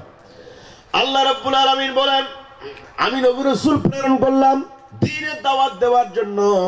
এই নবী রাসূলদের 3,36,000 নবী রাসূলদের বিরাট বাহিনী। নবীদের প্রথম নবী হযরত আদম আলাইহিস সালাম এবং শেষ পয়গম্বর আমার নবী, আপনার নবী, হায়াতুন নবী, কামলিওয়ালা নবী, নবী মুহাম্মদ রাসূলুল্লাহ সাল্লাল্লাহু আলাইহি সাল্লাম শেষ পয়গম্বর। জোরে বলেন সুবহানাল্লাহ। আরেকটু জোরে বলেন মা কানা মুহাম্মাদুন আবা আহাদিম মির রিজালিকুম ওয়ালাকিন রাসূলুল্লাহি ওয়া খাতামান নাবিয়্যিন। মুহাম্মদ সাল্লাল্লাহু আলাইহি ওয়াসাল্লাম তিনি হচ্ছেন শেষ নবী, শেষ পয়গম্বর। আমার রাসূলের পরে কিয়ামত পর্যন্ত আর কোন নবী রাসূল, একটু জোরে বলতে হবে, কিয়ামত পর্যন্ত আর কোন নবী রাসূল। তাহলে এই ইসলামের প্রচার কে করবে? রাসূল তো আসবে না, নবী তো আসবে না। আল্লাহ রাব্বুল আলামিন এই দ্বীনের দাওয়াত দেওয়ার জন্য নবী আসবে না। এই নবীদের প্রতিনিধি যারা, আল বেলায়াতু জিল্লুন নবুওয়াতে, নবুয়তের ছায়া, এই বেলায়ত আউলিয়া কিরামদের মাধ্যমে কিয়ামত পর্যন্ত ইসলামের প্রচার করবেন। জোরে বলেন সুবহানাল্লাহ। নবী আসবে না, তো নবীদের দায়িত্ব পালন করবেন আউলিয়া কিরাম, উলামায়ে কিরাম। জোরে বলবেন না সুবহানাল্লাহ। যেমন এই যে বলছি, একজন সূর এসেছে, যেমন সূরকে কেমন করে কুতুব বানায় আউলিয়া কিরাম, কুতুব বানাবার ফ্যাক্টরি। আপনার বেআমলকে বাআমল করার, বেনামাজিকে নামাজি করার, বেরোজাদারকে রোজাদার বানাবার ফ্যাক্টরি হচ্ছে আল্লাহ পাকের আউলিয়া কিরামগণ। জোরে বলবেন না সুবহানাল্লাহ। এখন হিজর আলাইহিস সালাম বলছে, হুজুর ইরানের নেহাউন শহরের কুতুব ইন্তেকাল করেছে, আজকে রাত্রির ভিতরে সেই শহরে একজন কুতুব নিয়োগ করতে হবে। জোরে বলেন সুবহানাল্লাহ। হুজুর গৌস পাক আব্দুল কাদের জিলানী বলেন, খাদেমকে ডাক দিলেন, ঘরের খাদেম, আমার বাড়িতে একজন মেহমান আস। দেখেন, একজন মেহমান বেচারা বড় আশা করে এসেছিল গৌস পাকের দরবার থেকে কিছু চুরি করবে। ঠিক আছে, ওনাকে আমি একেবারে মাহরুম করতে পারলাম না, আমার সামনে উপস্থিত করো। সুর তখন থরথর করে কাঁপতেছে। বাইরে আমার খাদেম ঘরের কোণার থেকে ধরে নিয়ে হুজুর গৌস পাক আব্দুল কাদের জিলানী রহমতুল্লাহ দরবারের সামনে উপস্থিত করলেন। সুর থরথর করে কাঁপতেছে, হুজুরের কদম বসি করছে, হুজুর জিন্দেগিতে আর কখনো চুরি করব না, আপনি দয়া করে আমার একটু মাফ করে দেন। সুবহানাল্লাহ। গৌস পাক বলছে, মাফ তো করবই, তুমি যখন আসছো বড় আশা করে, তোমাকে তো কিছু দিতে হয়। হযরত হিজর আলাইহিস সালামকে বলছেন, ঠিক আছে, ইরানের নেহাউন শহরে যে কুতুব ইন্তেকাল করেছে, আজকে আমার দরবারের মেহমানকে ওই ইরানের নেহাউন শহরের কুতুব বানায় দিলাম। জোরে বলেন সুবহানাল্লাহ। আর একটু জোরে বলি সুবহানাল্লাহ। ইসলামের জন্য কি বিরাট ভূমিকা। আউলিয়া কিরাম কিভাবে একজন চুরি করতে আসছে তারে কুতুব বানায় দেয়। সুবহানাল্লাহ। ডাকাত, আপনারা জানেন হুজুর গৌস পাক যখন মাদ্রাসায় নিজামিয়ে যাচ্ছিলেন লেখাপড়া করার জন্য, মা উম্মুল খায়র ফাতেমা রাদিয়াল্লাহু আনহা হুজুর গৌস পাক বিদায়কালীন সময়ে মাথায় হাত বুলাই দিয়েছে, বাবা যাও লেখাপড়া করার জন্য, অনেক বড় বুজুর্গ তোমাকে হতে হবে। মা গৌস পাকের মা বিদায়কালীন সময় মাথায় হাত বুলাই দিল আর শেষ নসিহত করলো, বাবা কখনো মিথ্যা কথা বলিও না, যত কঠিন মুসিবতে পড়ো না কেন, সংকটে পড়ো না কেন, কখনো মিথ্যা কথা বলবে না। হযরত আব্দুল কাদের জিলানী রাদিয়াল্লাহু আনহু ছোট্ট লেখাপড়া করার জন্য চলে যাচ্ছেন সেই বাগদাদের মাদ্রাসায়ে নিজামিয়ায়। মা থেকে বিদায় নিলেন, কদম বসি করে চলে যাচ্ছিলেন। যেতে যেতে ভাইরা আমার একটা এমন জায়গার মধ্যে পড়ে গেল, সেই জায়গার মধ্যে হযরতে গৌসে পাক সহ যারা বাণিজ্যিক একটা কাফিলা, সবাইকে ৬০ জন ডাকাত তাদেরকে আক্রমণ করলো, কাউকে হত্যা করলো, কারো মাল সামানা কেড়ে নিল। হুজুর গৌসে পাকের সামনে একজন ডাকাত সরদার, তার নাম ছিল আহমদ বদবী, তিনি উপস্থিত হলো আর বলল, বাবা তোমার কাছে কিছু আছে কিনা? তিনি বলছেন, হুজুর গৌসে পাক তো ছোট্ট, বলছে আমার বগলের নিচে 40টা স্বর্ণের মুদ্রা আছে। ডাকাত বিশ্বাস করতে পারলো না যে মানুষের কাছে কিছু থাকলে মানুষ লুকায় রাখে, এমনি বলে দেয় না। মনে হয় ছোট্ট ছেলে, এখনো বুঝ আসে নাই, তোমার কাছে কি আছে? বলছে 40টা স্বর্ণের মুদ্রা আছে। আহমদ বদবী যিনি ডাকাত সর্দার, তিনি বলছে তাহলে বের করো। হুজুর গৌসে পাক আব্দুল কাদের জিলানী রাহমাতুল্লাহ আলাইহি তিনি বগলের নিচ থেকে 40টা স্বর্ণের মুদ্রা বের করলেন। জোরে বলেন সুবহানাল্লাহ। আহমদ বদবী তিনি তো আশ্চর্য হলেন, চোখ স্থির হয়ে গেছে। এরকম ঘটনা তো পৃথিবীতে নাই, বিরল ঘটনা। তিনি আশ্চর্য হয়ে প্রশ্ন করলেন, বাবা তুমি মিথ্যার আশ্রয় গ্রহণ করলে না কেন? তুমি কেন সত্য সত্য বললে? ডাকাত, আমরা মানুষ হত্যা করেছি, মানুষের মাল সামানা কেড়ে নিয়েছি, সব তুমি নিজের চোখে দেখেছ, দেখার পরেও কেন মিথ্যার আশ্রয় গ্রহণ করলে না? যদি তুমি বলতে তোমার কাছে কিছু নাই, তোমাকে ছেড়ে দিতাম। হুজুর গৌসে পাকের চোখের পানি ফেলে দিয়ে বলছে, ভাই আমার আম্মা আমাকে বিদায়কালীন সময়ে লেখাপড়া করার জন্য বাগদাদের নিজামিয়া মাদ্রাসায় পাঠাচ্ছে। আমার আম্মা বলেছিলেন, বাবা কখনো মিথ্যা কথা বলিও না। এই জন্য আমি মনে করি চরম সংকটময় মুহূর্তে, এই বিপদকালীন সময়ে আমার মায়ের কথা আমার মনে পড়েছে, এই জন্য মিথ্যার আশ্রয় গ্রহণ করি নাই। জোরে বলেন সুবহানাল্লাহ। আমি চাইলে মিথ্যা কথা বলতে পারতাম, আমি মিথ্যার আশ্রয় গ্রহণ করি নাই। জোরে বলেন সুবহানাল্লাহ। মায়ের ওসিয়ত, মায়ের নির্দেশ। আল্লাহ রাব্বুল আলামিন বলেন, وَقَضَى رَبُّكَ أَلَّا تَعْبُدُوا إِلَّا إِيَّاهُ وَبِالْوَالِدَيْنِ إِحْسَانًا। আল্লাহ পাক বলেন, আমার ইবাদত করো আর মা বাবার প্রতি ইহসান করো। সুবহানাল্লাহ। মায়ের বাবার, মা বাবার কথা শোনা সন্তানের জন্য ফরজ করে দিয়েছেন আল্লাহ পাক। জোরে বলেন সুবহানাল্লাহ। হুজুর গৌসে পাক যদিও বা ছোট্ট, হুজুর গৌসে পাক তো এমন, মায়ের পেট শরীফ, মায়ের উদর থেকে আসার সময় যিনি 18 পারা কোরআন শরীফ মুখস্থ করে এসেছিলেন, তিনি পীর আসানি হুজুর আব্দুল কাদের জিলানী। জোরে বলেন সুবহানাল্লাহ। 60 জন ডাকাত ছিল। এই 60 জন ডাকাত হুজুর গৌসে পাকের কদমে পড়লো, হুজুর মাফ করে দেন, আমরা জিন্দেগি তো শেষ করে দিয়েছি, ডাকাতি করতে করতে, চুরি করতে করতে জিন্দেগি শেষ। আজকের থেকে ওয়াদা করতেছি জিন্দেগিতে আর মিথ্যা বলবো না, ডাকাতি করবো না, হুজুর আমাদেরকে তওবা পড়ায় দেন। হুজুর তখন গৌসে পাক ছোট্ট। ভাইরা আমার, হুজুর গৌসে পাকের কদমে পড়ে এই 60 জন ডাকাত সেদিন তওবা করেছিল, জিন্দেগিতে আর কখনো মিথ্যা বলবো না, চুরি করবো না, ডাকাতি করবো না। এই 60 জন ডাকাত পড়ে দেখা গেল এক একজন বড় বড় গোস কুতুব, বড় বড় আবদাল হয়ে গিয়েছিল। জোরে বলেন সুবহানাল্লাহ। বড় কুতুব হয়ে গিয়েছিল, আল্লাহর ওলি হয়ে গিয়েছিল। তাহলে এই যে ইসলামের দিকে আল্লাহ পাকের আউলি کرامগণ বড় বড় ডাকাতদেরকে ধরে, তাদেরকে ফয়েজ দিয়া, তাদেরকে কলমের মধ্যে ফয়েজ দিয়ে ইসলামের রাস্তা ধরাইয়া দেন, সুন্নিয়তের রাস্তা ধরাইয়া দেন, মসজিদ মাদ্রাসা ধরাইয়া দেন। জোরে বলেন সুবহানাল্লাহ। এটা হচ্ছে আউলি کرامের প্রধান ডিউটি, প্রধান কাজ। জোরে বলেন সুবহানাল্লাহ। সালাতুন ইয়া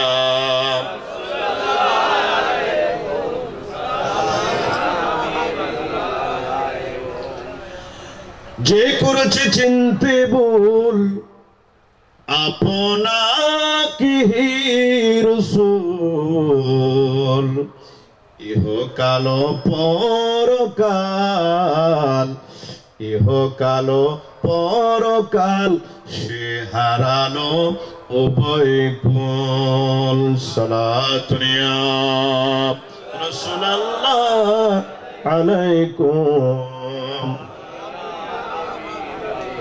خلق سيب أولياء أولياء سی رسول اور رسولوں سے اعلی ہمارا نبی، سب سے اولا و اعلی ہمارا نبی، سب سے بالا و اعلی ہمارا نبی۔ صلاۃ یا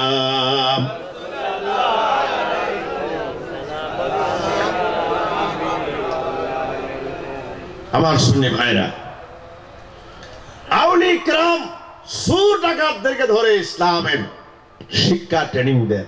শুধু তাই নয়, এমনকি মদকুর জোয়াখুর, দেখেন এক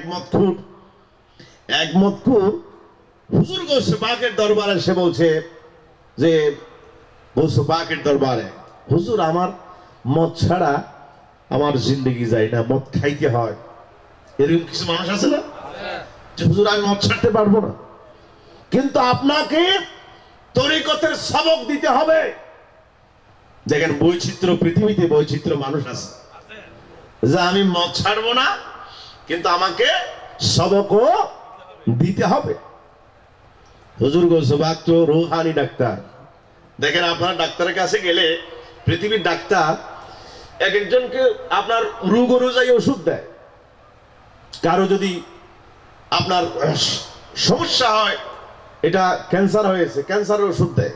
আলসার হয়েছে, টিবি হয়েছে, ভাইরাস হয়েছে, সবাইকে কি একরকম ওষুধ দেয় না? এক একজনকে এক রকমের ওষুধ দেয়, ঠিক না? এখন হুজুর গৌস পাক মনে মনে বললেন যে ঠিক আছে, তোমার কোন রকমের ওষুধ দিতে হবে সেটা আমি ভালো করে জানি। জোরে বলেন সুবহানাল্লাহ। আমি হুজুর মদ ছাড়তে পারবো না, কিন্তু আমাকে মুরিদ করাতো। হুজুর গৌস পাক বলছে ঠিক আছে, তুমি আমার একটা জিকির, আমি তোমার একটা জিকির দেব। এই জিকির, এই সবকটা সব সময় পালন করতে হবে। ঠিক আছে হুজুর, আমি এটা জিকির করব, কিন্তু মদও খাবো। হুজুর গৌস পাক বলছে ঠিক আছে, তুমি আগে জিকির করো, বেশি করে জিকির করতে হবে সদা সর্বদা। হুজুর গৌস পাক তারে সবক দিলেন, সে চলে গেছে। পরের দিন সকালে মদ খাওয়ার জন্য চলে গেছে। লোকটা জিকির করতেছে। জিকিরটা কি? আল্লাহু হাজিরি, আল্লাহু নাজিরি, আল্লাহু শাহিদি, আল্লাহু মাই তারাকতু দুনিয়া ওয়া মা ফিহা। আল্লাহু হাজিরি অর্থ হলো আল্লাহ সব জায়গায় হাজির, আমার সামনে উপস্থিত। জোরে বলেন সুবহানাল্লাহ। আল্লাহু নাজিরি, আল্লাহ আমাকে সচক্ষে দেখতেছেন, আল্লাহ আমার সামনে উপস্থিত, আল্লাহ আমারে দেখতেছেন। আল্লাহু শাহিদি, আমি যত কাজ করতেছি ওপেন সিক্রেট, রাতের নিশীথে গভীর আর দিনের দুপুরে যত কাজ করতেছি সব কাজের সাক্ষী আমার আল্লাহ। আল্লাহু শাহিদি, আমার কাজের সাক্ষী আল্লাহ। দেখেন এগুলোর অর্থ। আল্লাহু হাজিরি মানে আল্লাহ আমার সামনে হাজির, আল্লাহু নাজিরি মানে আল্লাহ আমাকে দেখতেছে, এবং আল্লাহু শাহিদি মানে আল্লাহ আমার সাক্ষী, আমার যত কাজ আছে। আল্লাহু শাহিদি, আল্লাহু মাই, এবং আল্লাহ আমার সাথে সব সময় আছে। জোরে বলেন সুবহানাল্লাহ। তারাকতু দুনিয়া ওয়া মা ফিহা, দুনিয়ার সবকিছু আমি ছেড়ে দিলাম, আল্লাহ এবং রাসূলের জন্য পাগল হয়ে গেলাম, দেওয়ানা হয়ে গেলাম। এই জিকিরটা দিলেন হুজুর গৌস পাক মদখুরকে। এটা জিকির করবা? আচ্ছা ঠিক আছে হুজুর, আমি জিকির করব। এখন এই জিকির করতেছে আর মদ খাওয়ার জন্য হাতে মদ নিয়েছে, জিকির করতেছে। এদিকে মুখে আল্লাহু হাজিরি, আল্লাহু নাজিরি, আল্লাহু শাহিদি, আল্লাহু মাই তারাকতু দুনিয়া ওয়া মা ফিহা, এগুলো জিকির করতেছে, মদের বোতল হাতে নিছে। হঠাৎ করে চিন্তা আসলো, দেখেন আউলিয়া কেরামদের কারামত। মতকুরের ব্রেনের ভিতরে ওয়াশ হয়ে গেল। মতকুর মনে মনে চিন্তা করতে লাগলো, আমি মুখে কি বলতেছি আর হাত দিয়ে কি করতেছি। মুখে তো আমি বলতেছি আল্লাহু হাজিরি, আল্লাহ আমার সামনে হাজির, আর আল্লাহু নাজিরি, আল্লাহ রাব্বুল আলামিন আমাকে দেখতেছেন। আল্লাহু শাহিদি, আল্লাহ আমার সাক্ষী। আল্লাহু শাহিদি, আল্লাহু মই, আল্লাহ আমার সামনে উপস্থিত আছেন। আল্লাহ যদি আমার দেখেন, আল্লাহ যদি আমার কাজের সাক্ষী হয়ে যায়, বাঁচার তো কোনো পথ নাই। এই বলে মদের বোতল তিনি ফেলে দিয়া হুজুর গৌস পাকের দরবারে উপস্থিত হইয়া হুজুর গৌস পাকের কদম পড়ে গেলেন। হুজুর, আমাকে যে মন্ত্র দিয়েছেন, আল্লাহর কসম করে বলি, এই মন্ত্র দিয়ে আমার ব্রেন ওয়াশ হয়ে গেছে। জোরে বলেন সুবহানাল্লাহ, বলেন আল্লাহু আকবার, বলেন ইয়া রাসূলুল্লাহ। ভাইরা আমার, আল্লাহ পাকের আউলিয়া কিরাম জি সবক দেন, যে মন্ত্র, এই মন্ত্র দিয়ে কাজ হয়ে যায়। এই যে মতকুর ছিল, মতকুরটা তওবা করে জিন্দেগিতে ভাইরা আমার একেবারে পাক্কা মুমিন হয়ে বুজুর্গ হয়ে গিয়েছিলেন। জোরে বলেন সুবহানাল্লাহ। আর একটু জোরে বলি সুবহানাল্লাহ। আরেকজন মতকুর এসেছিল হুজুর তৈয়ব শাহ হুজুর কেবলার দরবারে। তৈয়ব শাহ হুজুর কেবলা, ভাইরা আমার, মতকুর বলল, হুজুর আমার মদের অভ্যাস, মদ ছাড়তে পারি না। যেমন অনেক মানুষ আছে ভাই, আবুল বিড়ি না খাইলে পায়খানা হয় না, এরকম কিছু মানুষ আছে না? তো কিছু মানুষ আছে মদ না খাইলে দিন যায় না, রাত যায় না। অবশ্য আপনাদের বোয়ালখালীতে, কালাইয়ের হাট, এরকম মানুষজন নাই একেবারে মদ টদ খায় না, এরকম আছে নাকি? থাকতে পারে। বাইরে আমার এক ডুব যদি কেউ মদ খায়, হাদিস শরীফে আছে 40 দিনের ইবাদত আল্লাহ পাকের দরবারে কবুল হয় না। জোরে বলেন নাউজুবিল্লাহ। আমার ভাইরা, তৈয়ব শাহ হুজুর কেবলার দরবারে মতকুর আসলো আর বলছে, হুজুর আমার মদ খাওয়ার দারুণ অভ্যাস আছে, কিন্তু আমাকে সবকও দিতে হবে। সুবহানাল্লাহ বলেন। হুজুর তৈয়ব শাহ হুজুর কেবলা তার একটা কন্ডিশন দিলেন, শর্ত দিলেন, ঠিক আছে তুমি মদ খাইও, কিন্তু আমার সামনে মদ খাইতে পারবে না। সুবহানাল্লাহ বলেন। মদ খাইবা, কিন্তু আমি তৈয়ব শাহ হুজুর কেবলার সামনে মদ খাইও না। সুবহানাল্লাহ বলেন। সবক দিলেন, জিকির দিলেন, তালিম দিলেন। মদকুর চলে গেল পরের দিন মদ খাওয়ার জন্য। মদের বোতল হাতে নিলেন, দেখা যায় এই বোতলের মধ্যে বেশ উঠেছে হুজুর তৈয়ব শাহ হুজুর কেবলা। জোরে বলেন সুবহানাল্লাহ। আরেক বোতল নিলেন, সেখানেও দেখা যায় সামনে উপস্থিত তৈয়ব শাহ হুজুর কেবলা। এরকম মদের বোতল ফেলে দিয়া ভয়ে অস্থির হয়ে হুজুর গৌস পাকের সামনে তৈয়ব শাহ হুজুর কেবলার সামনে উপস্থিত তওবা করলেন। হুজুর, আপনি তো বলেছিলেন আপনার সামনে মদ না খাওয়ার জন্য, আমি তো সেই প্রমিস করেছি, ওয়াদা করেছি, যেখানে আমি মদের বোতল হাতে নিলে আপনি সামনে উপস্থিত হয়ে যান। সুতরাং আর মদ খাইতে পারলাম না। বুঝতে পেরেছি আপনার মন্ত্র, আপনার সবক বুঝতে পেরেছি, জীবনে আর মদ খাইব না, তওবা পড়েছি, পাক্কা মুসলমান হয়ে গেছে। জোরে বলেন সুবহানাল্লাহ। আর একটু জোরে বলবেন না? আপনাদেরকে বললাম সুর কিভাবে মুমিন হয়ে গেছে, কিভাবে কুতুব হয়ে গেছে। ডাকাত 60 জন তওবা করলো ওলিদের দরবারে, মতকুর তওবা করে জীবন পাল্টে গেল ওলিদের কদমে আসার পর। জোরে বলেন সুবহানাল্লাহ। আর একটু জোরে বলি সুবহানাল্লাহ। জেনাকুর, আপনারা জানেন হযরত বায়েজিদ বুস্তামি রাহমাতুল্লাহ আলাইহি চট্টগ্রামে মাজার আছে না? আছে। হযরত বায়েজিদ বুস্তামি রাহমাতুল্লাহ আলাইহি বেলায়েত পেলেন, মায়ের খেদমত করে। মা বলেছেন, বাবা অসুস্থ শরীর নিয়ে আমার একটু পানি দাও। গভীর রজনী, ঘরের মধ্যে পানি নাই। হযরত বায়েজিদ বুস্তামি এসে জবাব দেন নাই, মা ঘরের মধ্যে পানি নাই, পানি দিতে পারবো না, এরকম বলেন নাই। তিনি ঘরের দরজা ওপেন করে বাঘ ভাল্লুকের ভয়কে পদদলিত করে হযরত বায়েজিদ বুস্তামি অনেক দূরে গিয়া কলসি করে পানি এনে দেখলেন মা ঘুমায় পড়ছে। মাকে ঘুম থেকে জাগ্রত করলেন না, হাতে পানি নিয়ে সারাটি রাত দাঁড়ায় আছে। ফজরের আযান দেওয়া হয়েছে, হযরত বায়েজিদ বুস্তামি রাহমাতুল্লাহ আলাইহির মা ঘুম থেকে ফজরের নামাজ পড়ার জন্য জাগ্রত হলেন। দেখা যায় ছোট্ট বায়েজিদ এক গ্লাস হাতে পানি নিয়ে তরতর করে কাঁপতেছে। মা বলছেন, বাবা তুমি এখানে কেন? বলছে, মা তুমি পানি খুঁজেছিলে, যথাসময়ে পানি দিতে পারলাম না, দূর থেকে পানি আনে দেখলাম আপনি ঘুমায় গেছে, তুমি আমার জাগ্রত করো না, দেখে দাও না কেন? ঘুম থেকে আমাকে জাগ্রত করো না কেন?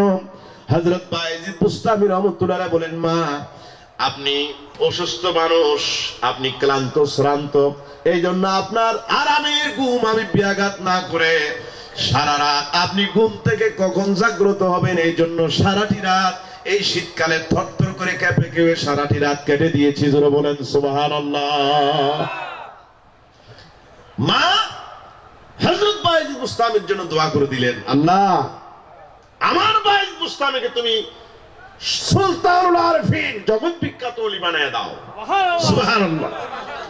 এমন কোন মুসলমান তো মাথার উপর, এমন কোন হিন্দু নাই, বৌদ্ধ নাই, কাফের নাই, এমন কোন মুশরিক নাই, ইহুদি নাই, হযরত বায়েজিদ বুস্তামিকে চিনেন না, জানেন না, আর মানেন না। ঠিক কিনা জোরে বলেন? আমার ভাইরা, সেই বায়েজিদ বুস্তামি রাহমাতুল্লাহ আলাইহি তার বুস্তাম শহরে, বায়েজিদ বুস্তামি বুস্তাম শহরে এক জেনাকুর একজন মহিলা চরিত্র নষ্ট করছে, যুবকদের চরিত্র নষ্ট করছে, লোকেরা নষ্ট হয়ে যাচ্ছে, সমাজ দূষিত হয়ে যাচ্ছে। হযরত বায়েজিদ বুস্তামি তো রুহানি ডাক্তার, এই মহিলাকে জেনাকুর পাপিষ্ট এই মহিলাকে কি ওষুধ দিতে হবে, অ্যান্টিবায়োটিক, সেটা তো হযরত বায়েজিদ বুস্তামি ভালো করে জানেন। সুবহানাল্লাহ বলেন। দৈনিক টাকা নিয়ে জেনা করে এই মহিলাটি, হযরত বায়েজিদ বুস্তামি দৈনিক যত টাকা নেয় এই মহিলাকে তত দিনার দিলেন, টাকা দিলেন। প্রথম মানুষরা হযরত বায়েজিদ বুস্তামির সমালোচনা করতে লাগলো। হযরত বায়েজিদ বুস্তামি আজকে একজন জেনাকুর মহিলার কাছে গেছে, সমালোচনা করছে। কিন্তু ভাইরা আমার দেখেন, হিকমত দেখেন, হযরত বায়েজিদ বুস্তামি ওই মহিলাটিকে এক রাতের জন্য কিনে নিলেন আর বললেন, আমি তোমাকে আজকে এক রাত্রির জন্য কিনে নিলাম, আমার অর্ডার তোমাকে মানতে হবে। মহিলাটি বলছে, অবশ্যই আপনার অর্ডার মানব। ঠিক আছে, প্রথমে তুমি উযু করে আসো। মেয়েটি উযু করে আসলো, একটা জায়নামাজ নাও। মেয়েটি একটা জায়নামাজ আনলো। এই জায়নামাজ হযরত বায়েজিদ বুস্তামি রাহমাতুল্লাহ আলাইহি বিছাইয়ে দিলেন আর বললেন, 2 রাকাত সালাতুত তওবা পড়ো, 2 রাকাত তওবার নামাজ পড়ো। নিয়ম শিখিয়ে দিলেন, নিয়ত শিখিয়ে দিলেন, সিস্টেম শিখিয়ে দিলেন। হযরত বায়েজিদ বুস্তামি রাহমাতুল্লাহ আলাইহি ওই মেয়েকে দাঁড় করায় দিলেন নামাজের মধ্যে। হযরত বায়েজিদ বুস্তামি সিজদার মধ্যে পড়ে গেলেন। আল্লাহ পাককে বললেন, রব্বুল আলামিন আমার দায়িত্ব শেষ, এই পথ পাপিষ্ট এই জেনাকুর মহিলাকে রাস্তা থেকে ধরে এনে জায়নামাজে দাঁড় করায় দিলাম, এটা এখানে আমার দায়িত্ব শেষ, বাকি দায়িত্ব রব্বুল আলামিন তোমার হাতে নিয়োজিত করে দিলাম। আল্লাহ আমি তো যদ্দূর পারি চেষ্টা করেছি হেদায়েত করার জন্য, একজন পাপিষ্ট নারীকে জায়নামাজে দাঁড় করায় দিলাম। আল্লাহ বাকি যদ্দূর হেদায়েতের প্রয়োজন এই মহিলাকে তুমি হেদায়েত দান করো। জোরে বলেন না সুবহানাল্লাহ। নামাজ শেষে থরথর করে কাঁপতেছে মহিলাটি, একজন জেনাকুর মহিলা, পাপিষ্ট, লোকদের যুবকদের চরিত্র নষ্ট করেছে। এই মহিলা হুজুর বায়েজিদ বুস্তামির কদমে পড়ে জিন্দেগির জন্য তওবা করলো, জিন্দেগির সব গুনাহ মাফ চাইলো। আল্লাহ রাব্বুল আলামিন বলেন, যারা জিন্দেগির অতীতের গুনাহ মাফ চায় আমার কাছে কান্দে, রব্বুল আলামিন বলেন, লা তাকনাতু মির রাহমাতিল্লাহ, নিরাশ হইও না, আমার রহমতের দরজা তোমাদের জন্য খোলা, উন্মুক্ত। জোরে বলেন সুবহানাল্লাহ। মহিলা একজন জেনাকুর, জেনাকারিনী মহিলা জিন্দেগি হযরত বায়েজিদ বুস্তামি রাহমাতুল্লাহ আলাইহি হাতে ধরে পায়ে ধরে একেবারে পাক্কা মুমিন হয়ে গেছে। জোরে বলেন সুবহানাল্লাহ। ওলিদের কাজ তো এটা, চোর ডাকাত জেনাকুর মদখোর এদেরকে শরীয়তের রাস্তায় পৌঁছায় দেওয়া, ইসলামের চূড়ান্ত রাস্তায় পৌঁছায় দেওয়া, সুন্নিয়তের রাস্তা, জান্নাতের রাস্তা চিনিয়ে দেওয়া এদের প্রধান কাজ। জোরে বলেন সুবহানাল্লাহ। সালাতুন ইয়া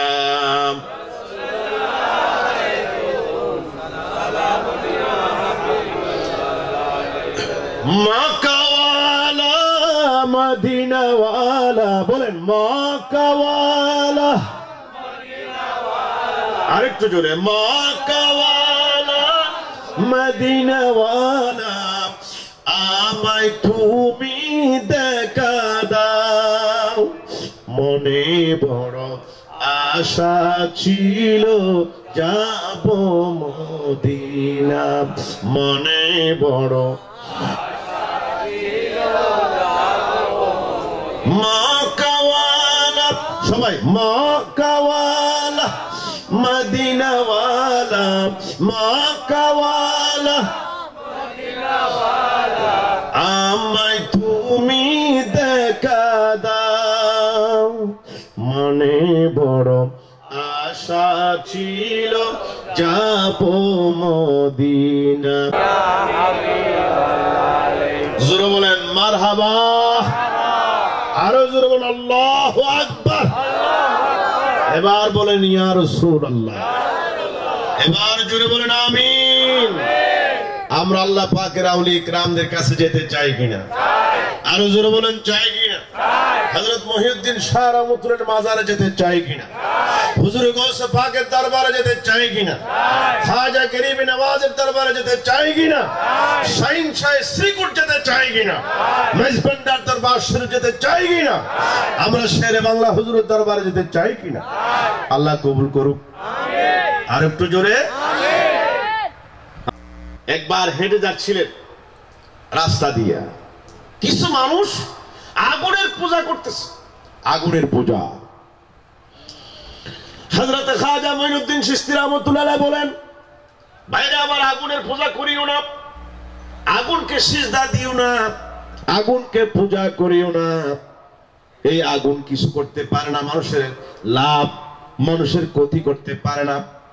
হিন্দু ভাই যারা আগুনের পূজা করতেছে তারা বলে এই লোকটা কোত্থেকে আসলো জানি না, একেবারে যে বোকা, কিছু জানে না, আগুন নাকি মানুষের লাভ লোকসান করতে পারে না। অথচ আমরা জানি আগুন মানুষের লাভ করতে পারে, আগুন মানুষের ক্ষতি করতে পারে। হিন্দুরা বলতেছে আগুন মানুষকে পুড়াইতে পারে, আগুন ঘর জ্বালাই দিতে পারে, আগুনে হাত দিলে হাত পুড়ে যায়, আগুনের অনেক পাওয়ার। আসলে ভাই আপনারা বলেন আগুনের এই পাওয়ার নিজস্ব কোনো ক্ষমতা আগুনের নাই, ক্ষমতা কার? সবাই বলুন না ক্ষমতা কার? খাজা মঈনুদ্দিন চিশতি আজমিরি সঞ্জিরি রাহমাতুল্লাহ আলাইহি বলেন আসলে আগুনের ব্যক্তিগত কোনো পাওয়ার নাই। হযরত খাজা মঈনুদ্দিন চিশতি আজমিরি সঞ্জিরি কি ভাইরা আমার, খাজা মঈনুদ্দিন চিশতি আজমিরি সঞ্জিরি রাহমাতুল্লাহ আলাইহি বললেন আগুনের, এই যে আগুন, আগুন কিছু করতে পারবে না বলে নিজের স্যান্ডেল, নিজের জুতা আগুনের মধ্যে ফেলে দিলেন। জোরে বলেন সুবহানাল্লাহ। আর একটু জোরে বলবেন না? আগুনের মধ্যে ফেলে দেওয়া হয়েছে, আগুন হঠাৎ করে নিভে গেল। দেখেন ওই যে ইব্রাহিম আলাইহিস সালামকে যখন আগুনে ফেলে দিল তখন আগুন কি হয়ে গিয়েছিল বলেন? ফুলের বাগান। একটু বলেন না, ফুলের বাগান। আগুনের মালিকের নাম কি? আল্লাহ রাব্বুল আলামিন আগুনের মালিক। আল্লাহ রাব্বুল আলামিন আগুনকে বলেছিলেন কুলনা ইয়া নারু কুনি বারদাও ওয়া সালামান আলা ইব্রাহিম। হে আগুন ঠান্ডা হয়ে যাও। আগুন ঠান্ডা হয়ে গিয়েছিল। সুবহানাল্লাহ বলেন। খাজা মঈনুদ্দিন চিশতি আজমিরি সঞ্জিরি রাহমাতুল্লাহ আলাইহি এরকম করে আগুনের মধ্যে স্যান্ডেল নিক্ষেপ করলেন, সাথে সাথে আগুন নিভে গেল। স্যান্ডেল আবার নিলেন, আগুন জ্বলে উঠলো, আবার স্যান্ডেল নিক্ষেপ করলেন, আগুন নিভে গেল। কয়েকবার যখন এরকম করলেন খাজা বলছেন, এই হিন্দুরা দেখো তোমরা যে আগুন পূজা করো, তোমরা যে বলো যে আগুনের ক্ষমতা আছে, আগুন মানুষ জ্বালাবে দূরের কথা, আমার স্যান্ডেল কেউ জ্বালাইতে পারে না। সুবহানাল্লাহ বলেন।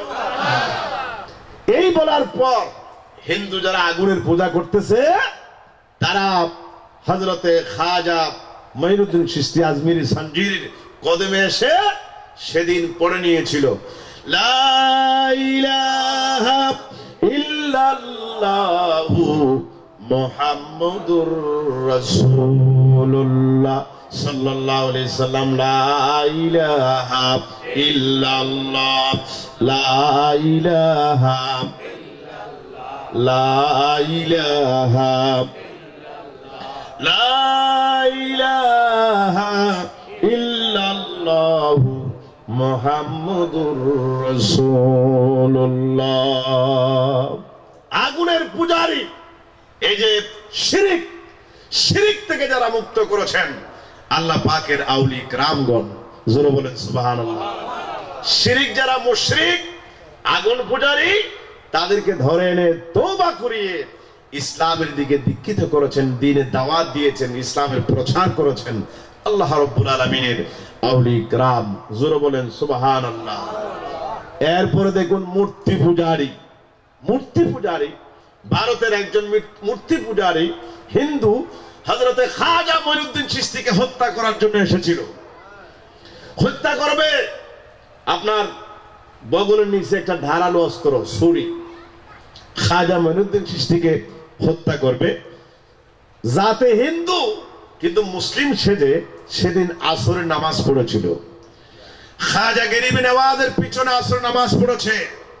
নামাজের পর মুসলিমেরা দোয়া নিয়ে সালাম কালাম দিয়ে আস্তে আস্তে সবাই বিদায় হয়ে গেছে। ওই হিন্দু যিনি মূর্তি পূজারী তিনি তার ছদ্মবেশে হযরতে খাজাকে হত্যা করার জন্য পরিকল্পনা নিয়ে দাঁড়ায় আছে। এখন সব মুসলমান চলে গেছে।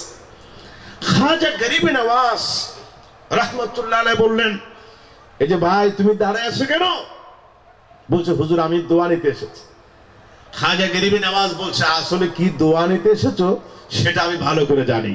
তুমি যে মকসদ নিয়ে এসেছো আমাকে হত্যা করার জন্য এসেছো, তুমি এখন হত্যা করতে পারো। দেখো আমার আশেপাশে কোনো মানুষ নাই, তুমি তোমার মকসদ পূর্ণ করো। এই কথা যখন বললো তরতর করে কাঁপতে কাঁপতে তার বগল থেকে ধারালো অস্ত্র পড়ে গেছে। জোরে বলেন সুবহানাল্লাহ। লোকটি খাজা গরিব নওয়াজকে হত্যা করার জন্য এসেছিল, পরিকল্পনা নিয়ে হত্যা করবে। খাজা তাকে এমন ফয়েজ দিলেন, ওই হত্যা পরিকল্পনাকারীকে এমন ভাবে ফয়েজ দিলেন, ওই লোকটা সাথে সাথে হযরতে খাজা গরিব নওয়াজের কদমে পড়ে বলছে হুজুর ভুল বুঝেছি, এতদিন পর্যন্ত আপনাকে সাধারণ মানুষ মনে করেছিলাম, আপনি তো সাধারণ মানুষ নন, অসাধারণ। আল্লাহ পাকের এত বড় বুজুর্গ আপনাকে আজকে বুঝতে পেরেছি। মনের কথা আপনি বলে দিয়েছেন হুজুর, আমি তওবা করতেছি, জিন্দেগিতে আর কখনো মূর্তি পূজা করব না।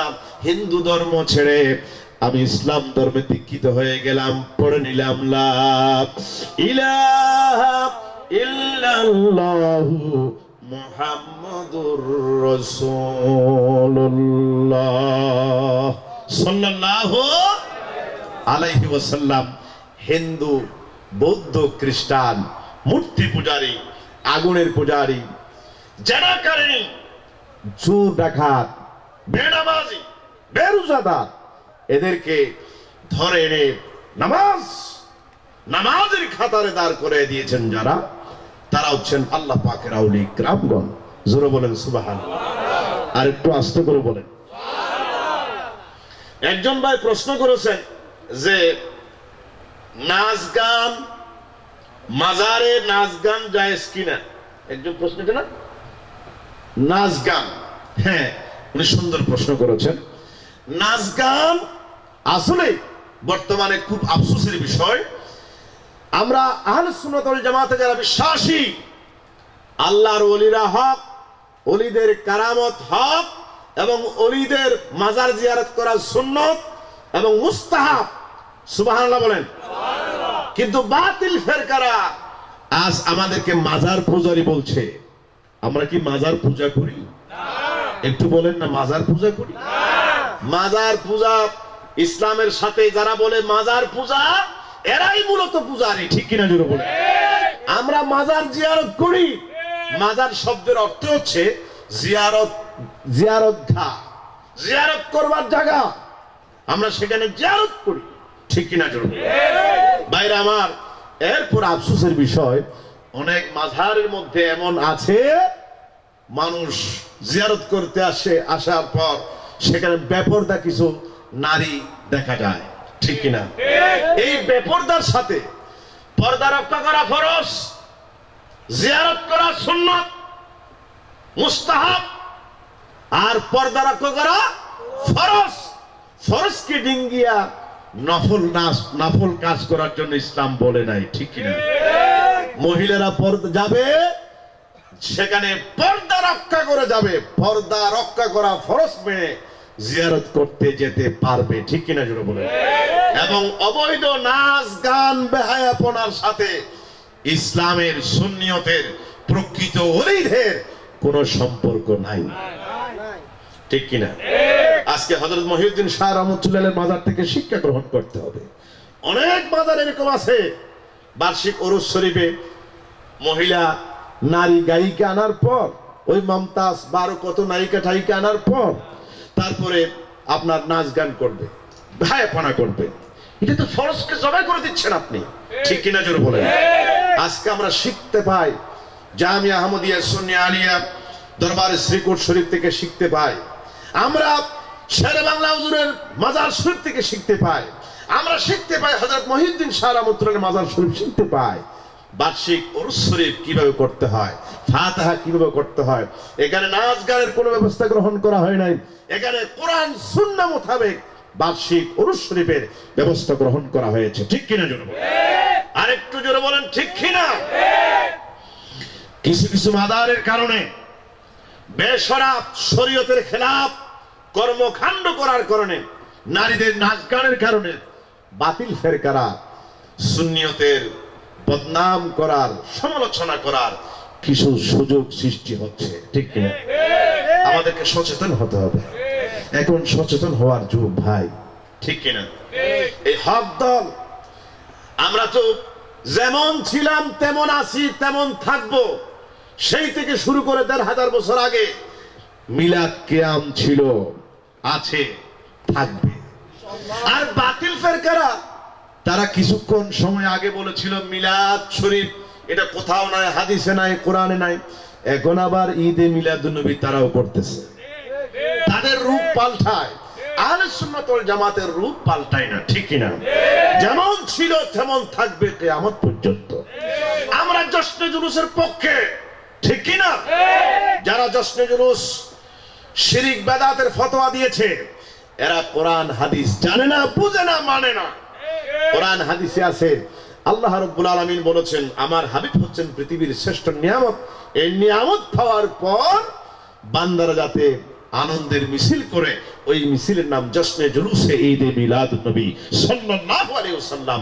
জোরে বলেন সুবহানাল্লাহ। বাতিল ফেরকাদের জবাব আমরা প্রত্যেক সময় দিয়ে এসেছি, দেওয়ার জন্য সদা সর্বদা প্রস্তুত আছে। সুতরাং নাচ গান বাহায়াপনার সাথে প্রকৃত ওলির সাথে কোনো সম্পর্ক নাই। আপনারা একমত আছেন কিনা? আর একটু জোরে আছেন কিনা?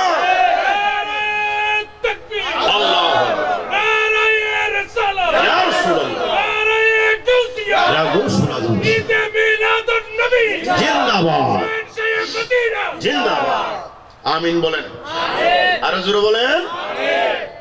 আল্লাহ পাকের আউলিয়া কিরাম কি খেদমত করেছেন, সুবহানাল্লাহ বলেন। দেখুন, নাস্তিক যারা আল্লাহ মানে না, নাস্তিক মানে যারা আল্লাহকে বিশ্বাস করে না, নাউজুবিল্লাহ বলবেন না। ওদের যুক্তি কি বলে দেখেন, যে আল্লাহর দেখা যায় না তো মানবো কেমনে? আপনারা নাউজুবিল্লাহ বলবেন না? এরকম কিছু নাস্তিক আছে, আপনারা তাদেরকে বলবেন ভাই বাতাস সুখে দেখা যায় না, তাহলে বাতাসকে বিশ্বাস করেন কেমনে? ফুলের সুঘ্রাণ, গোলাপ ফুল, ফুলের সুঘ্রাণ নাকে আসে, কিন্তু ফুল দেখতেছি, ফুলের সুঘ্রাণ দেখা যায় না, বিশ্বাস করেন কেমনে? তাহলে না দেখে বিশ্বাস তো আপনারাও করেন অনেক জিনিস। অনুরূপ ভাবে আল্লাহকে দেখা যায় না, কিন্তু আল্লাহর কুদরত দেখা যায়। জোয়ার ভাটা হয়, পৃথিবীর কোন মন্ত্রী জোয়ার ভাটা করে না, ঠিক কিনা? আল্লাহর কসম, এক ফোঁটা পানি কিয়ামত পর্যন্ত কেউ সৃষ্টি করতে পারবে না। এই পানি দিয়ে আপনি আল্লাহ পাককে বুঝতে পারবেন। সুবহানাল্লাহ। পানি কার কুদরত? সবাই বলেন। রক্ত, মানুষের শরীরে যে রক্ত আছে, বাইরে আমার রক্ত লাগবে, পজিটিভ বি পজিটিভ। মানুষ ফেসবুকের মধ্যে প্রচার করে, মানুষ যদি রক্ত বানাইতে পারত তাহলে আরেকজনকে রক্ত দিতে হতো না। রক্ত পৃথিবীর কোন বিজ্ঞানী, কোন ডাক্তার, কোন ইঞ্জিনিয়ার কিয়ামত পর্যন্ত এক ফোঁটা রক্ত বানাইতে পারবে না। জোরে বলেন সুবহানাল্লাহ। এক ফোঁটা পানি বানাইতে পারবে না, রক্ত বানাতে পারবে না। মানুষের যে চুল, সামান্য পরিমাণ চুল যে সামান্য হলো আল্লাহর কুদরত। বিজ্ঞানীরা চুল বানাইতে পারে না বলে অনেক বিজ্ঞানী, অনেক টাকাওয়ালা, অনেক ডাক্তারের মাথার মধ্যে চুল নাই। চুল যদি বানাইতে পারত, মানুষ চুল নিজে নিজে বানাইতো, ঠিক কিনা? জোরে বলেন। আল্লাহ রাব্বুল আলামিনের কুদরত, কুদরত দেখে বিশ্বাস করতে হবে আল্লাহ পাক একজন আছেন সদা বিরাজমান। অনেক মানুষ আছে কপালটা খারাপ, যে আল্লাহরে মানে না, তাদেরকে বলা হয় নাস্তিক।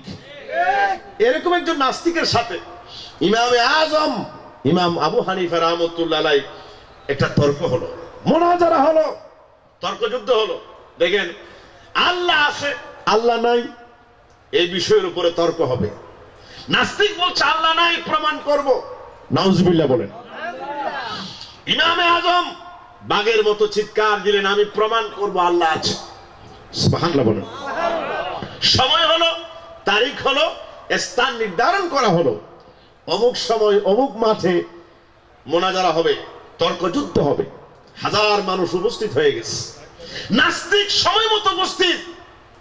ইমামে আজম আসতে দেরি হয়ে গেছে, 1 ঘন্টা 2 ঘন্টা 3 ঘন্টা, খিরে ইমাম আজম আসতেছে না। নাস্তিক পৌঁছে গেছে। নাস্তিকের পক্ষে যারা আছে তারা তো খুশি হয়ে গেছে, ইমাম আজম আজকে আসবে না হয়তো, তারা খুশি হয়ে গেছে। ঠিক দুপুর 12টার দিকে ইমামে আজম উপস্থিত হয়ে গেছে। সুবহানাল্লাহ বলেন। নাস্তিক বলছে মুনাজারা পরে, আগে আপনি জবাব দেন।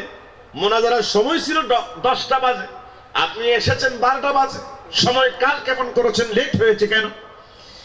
ইমাম আজম বলে, ভাই শোনো, আমি যখন বাড়ি থেকে আসতেছিলাম হঠাৎ করে সমুদ্রের পাড়ে উপস্থিত হয়ে গেলাম। সমুদ্র ক্রস করতে হবে, ওপার থেকে এপারে মুনাজারা করার জন্য আসতে হবে, নৌকা নাই। এখন কি করব? হঠাৎ করে দেখলাম একটা গাছ পড়ে গেল, নিজে নিজে ওই গাছ থেকে নিজে নিজে তক্তা হয়ে গেল, একটা তক্তার সাথে আরেকটা তক্তা ফিট হয়ে গেল, নিজে নিজে নৌকা হয়ে গেল। ওই নৌকার মধ্যে আমি উঠলাম। নৌকার মাঝি ছিল না, নৌকাটা এমনিতে এমনিতে বাঁচতে বাঁচতে নিজে নিজে ওপার থেকে এপারে আসতে একটু দেরি হয়ে গেছে। জোরে বলেন সুবহানাল্লাহ। গাছ পড়ে গেছে, তক্তা হলো, নৌকা হলো, মাঝি ছাড়া নৌকা ছন্ন। এগুলো যখন বললো, নাস্তিক বলছে আপনি আসতে একটা পাগলামি করতেছেন।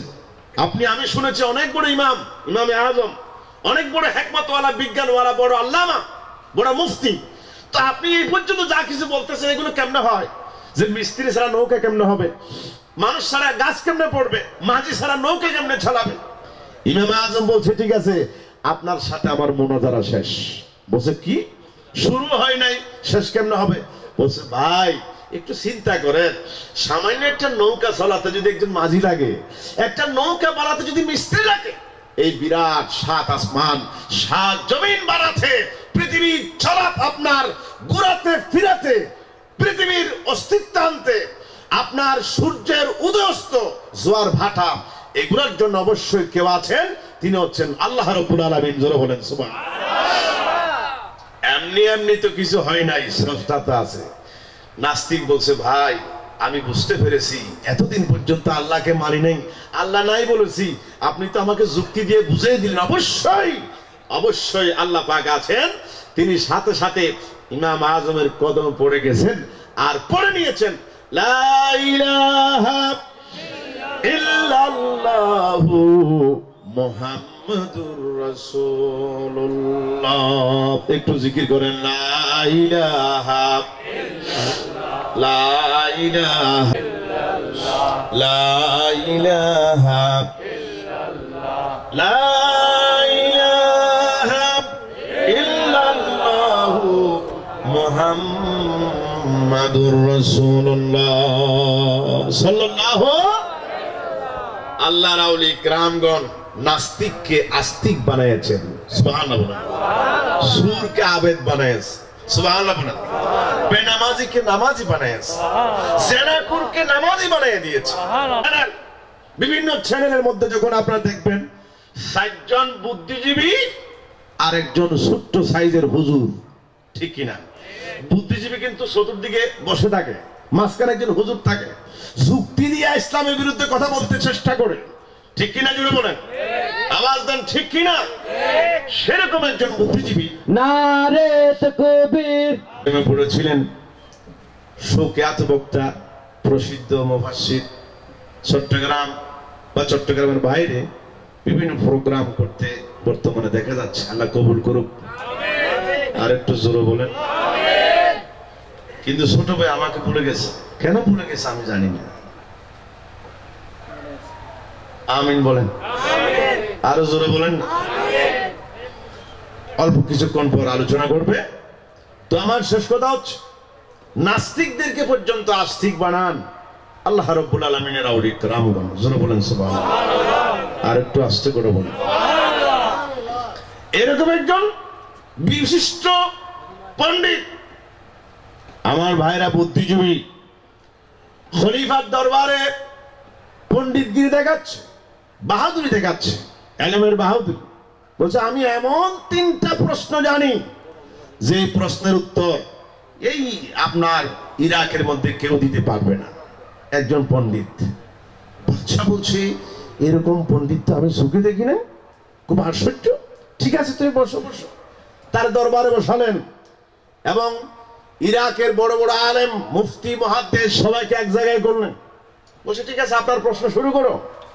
উনি বিশিষ্ট পণ্ডিত, উনি প্রথম প্রশ্ন করলো আল্লাহর আগে কে? এটা আমাকে বলতে হবে। আল্লাহ তো ঠিক আছে, আল্লাহর আগে কে ছিলেন আমাকে বলতে হবে। আচ্ছা ঠিক আছে। ২ নম্বর প্রশ্ন বলছে, ২ নম্বর প্রশ্ন আল্লাহ এখন কোন দিকে ছায়া আছে?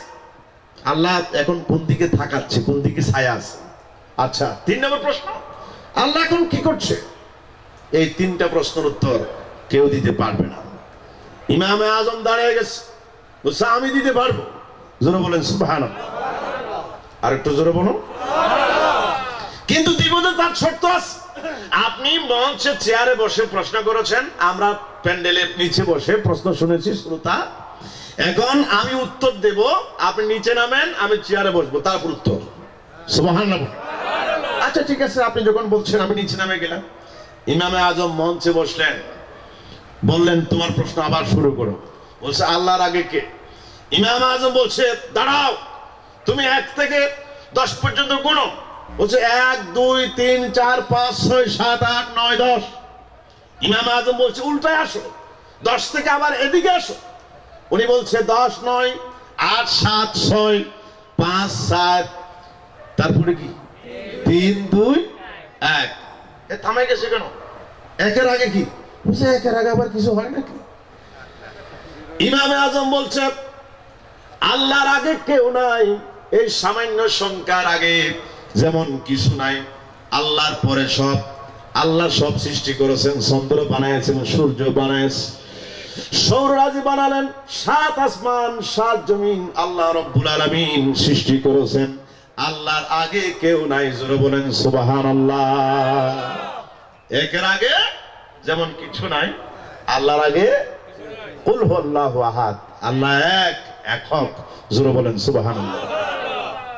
২ নম্বর প্রশ্ন আল্লাহ এখন কোন দিকে তাকায় আছে?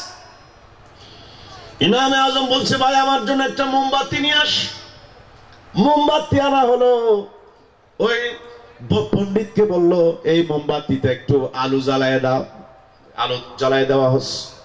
মোমবাতি এরপর অন্যান্য যে বাতি আছে সব নিভাইয়া দাও, সব বাতি অফ করে দেওয়া হয়েছে, মোমবাতি জ্বালিয়ে দেওয়া হয়েছে। ইমাম আজম প্রশ্ন করলেন, ভাই বলো এই মোমবাতির আলো কোন দিকে চায়াস? উনি বলছে, পণ্ডিত বলছে এটা তো চতুর্দিকে আলো দিয়েছে, শুধু একদিকে নয়, উত্তরে নয়, দক্ষিণে নয়, বরং চতুর্দিকে আলো দিয়েছে। ইমাম আজম বলছেন, সামান্য একটা জিনিস, মোমবাতি যদি চতুর্দিকে আলো দেয়, আমার আল্লাহ শুধু একদিকে নয়, তামাম 18,000 মহলুকাতের দিকে আল্লাহ রাব্বুল আলামিনের দৃষ্টি আছে। জোরে বলেন সুবহানাল্লাহ। চতুর্দিকে আল্লাহ পাকের কুদরত আছে, আল্লাহর পাওয়ার আছে, আল্লাহর শক্তি আছে, একদিকে নয়। জোরে বলেন সুবহানাল্লাহ। ইমাম আজম বলছে, আপনার 3 নম্বর প্রশ্ন শুরু করো। তিনি বললেন, এখন আল্লাহ কি করতেছেন? ইমাম আজম বলছেন, এখন আল্লাহ একটা কাজ করলেন, আমাকে ইজ্জত দিয়া মঞ্চের মধ্যে বসায় দিলেন, তোমাকে বেইজ্জত করে রব্বুল আলামিন নিচে নামাইয়া দিলেন। তোমাকে নিচে নামাই দিয়েছে আল্লাহ, আর আমাকে সম্মান দিয়ে মঞ্চের মধ্যে তুলে নিয়েছেন আল্লাহ রাব্বুল আলামিন। জোরে বলেন সুবহানাল্লাহ।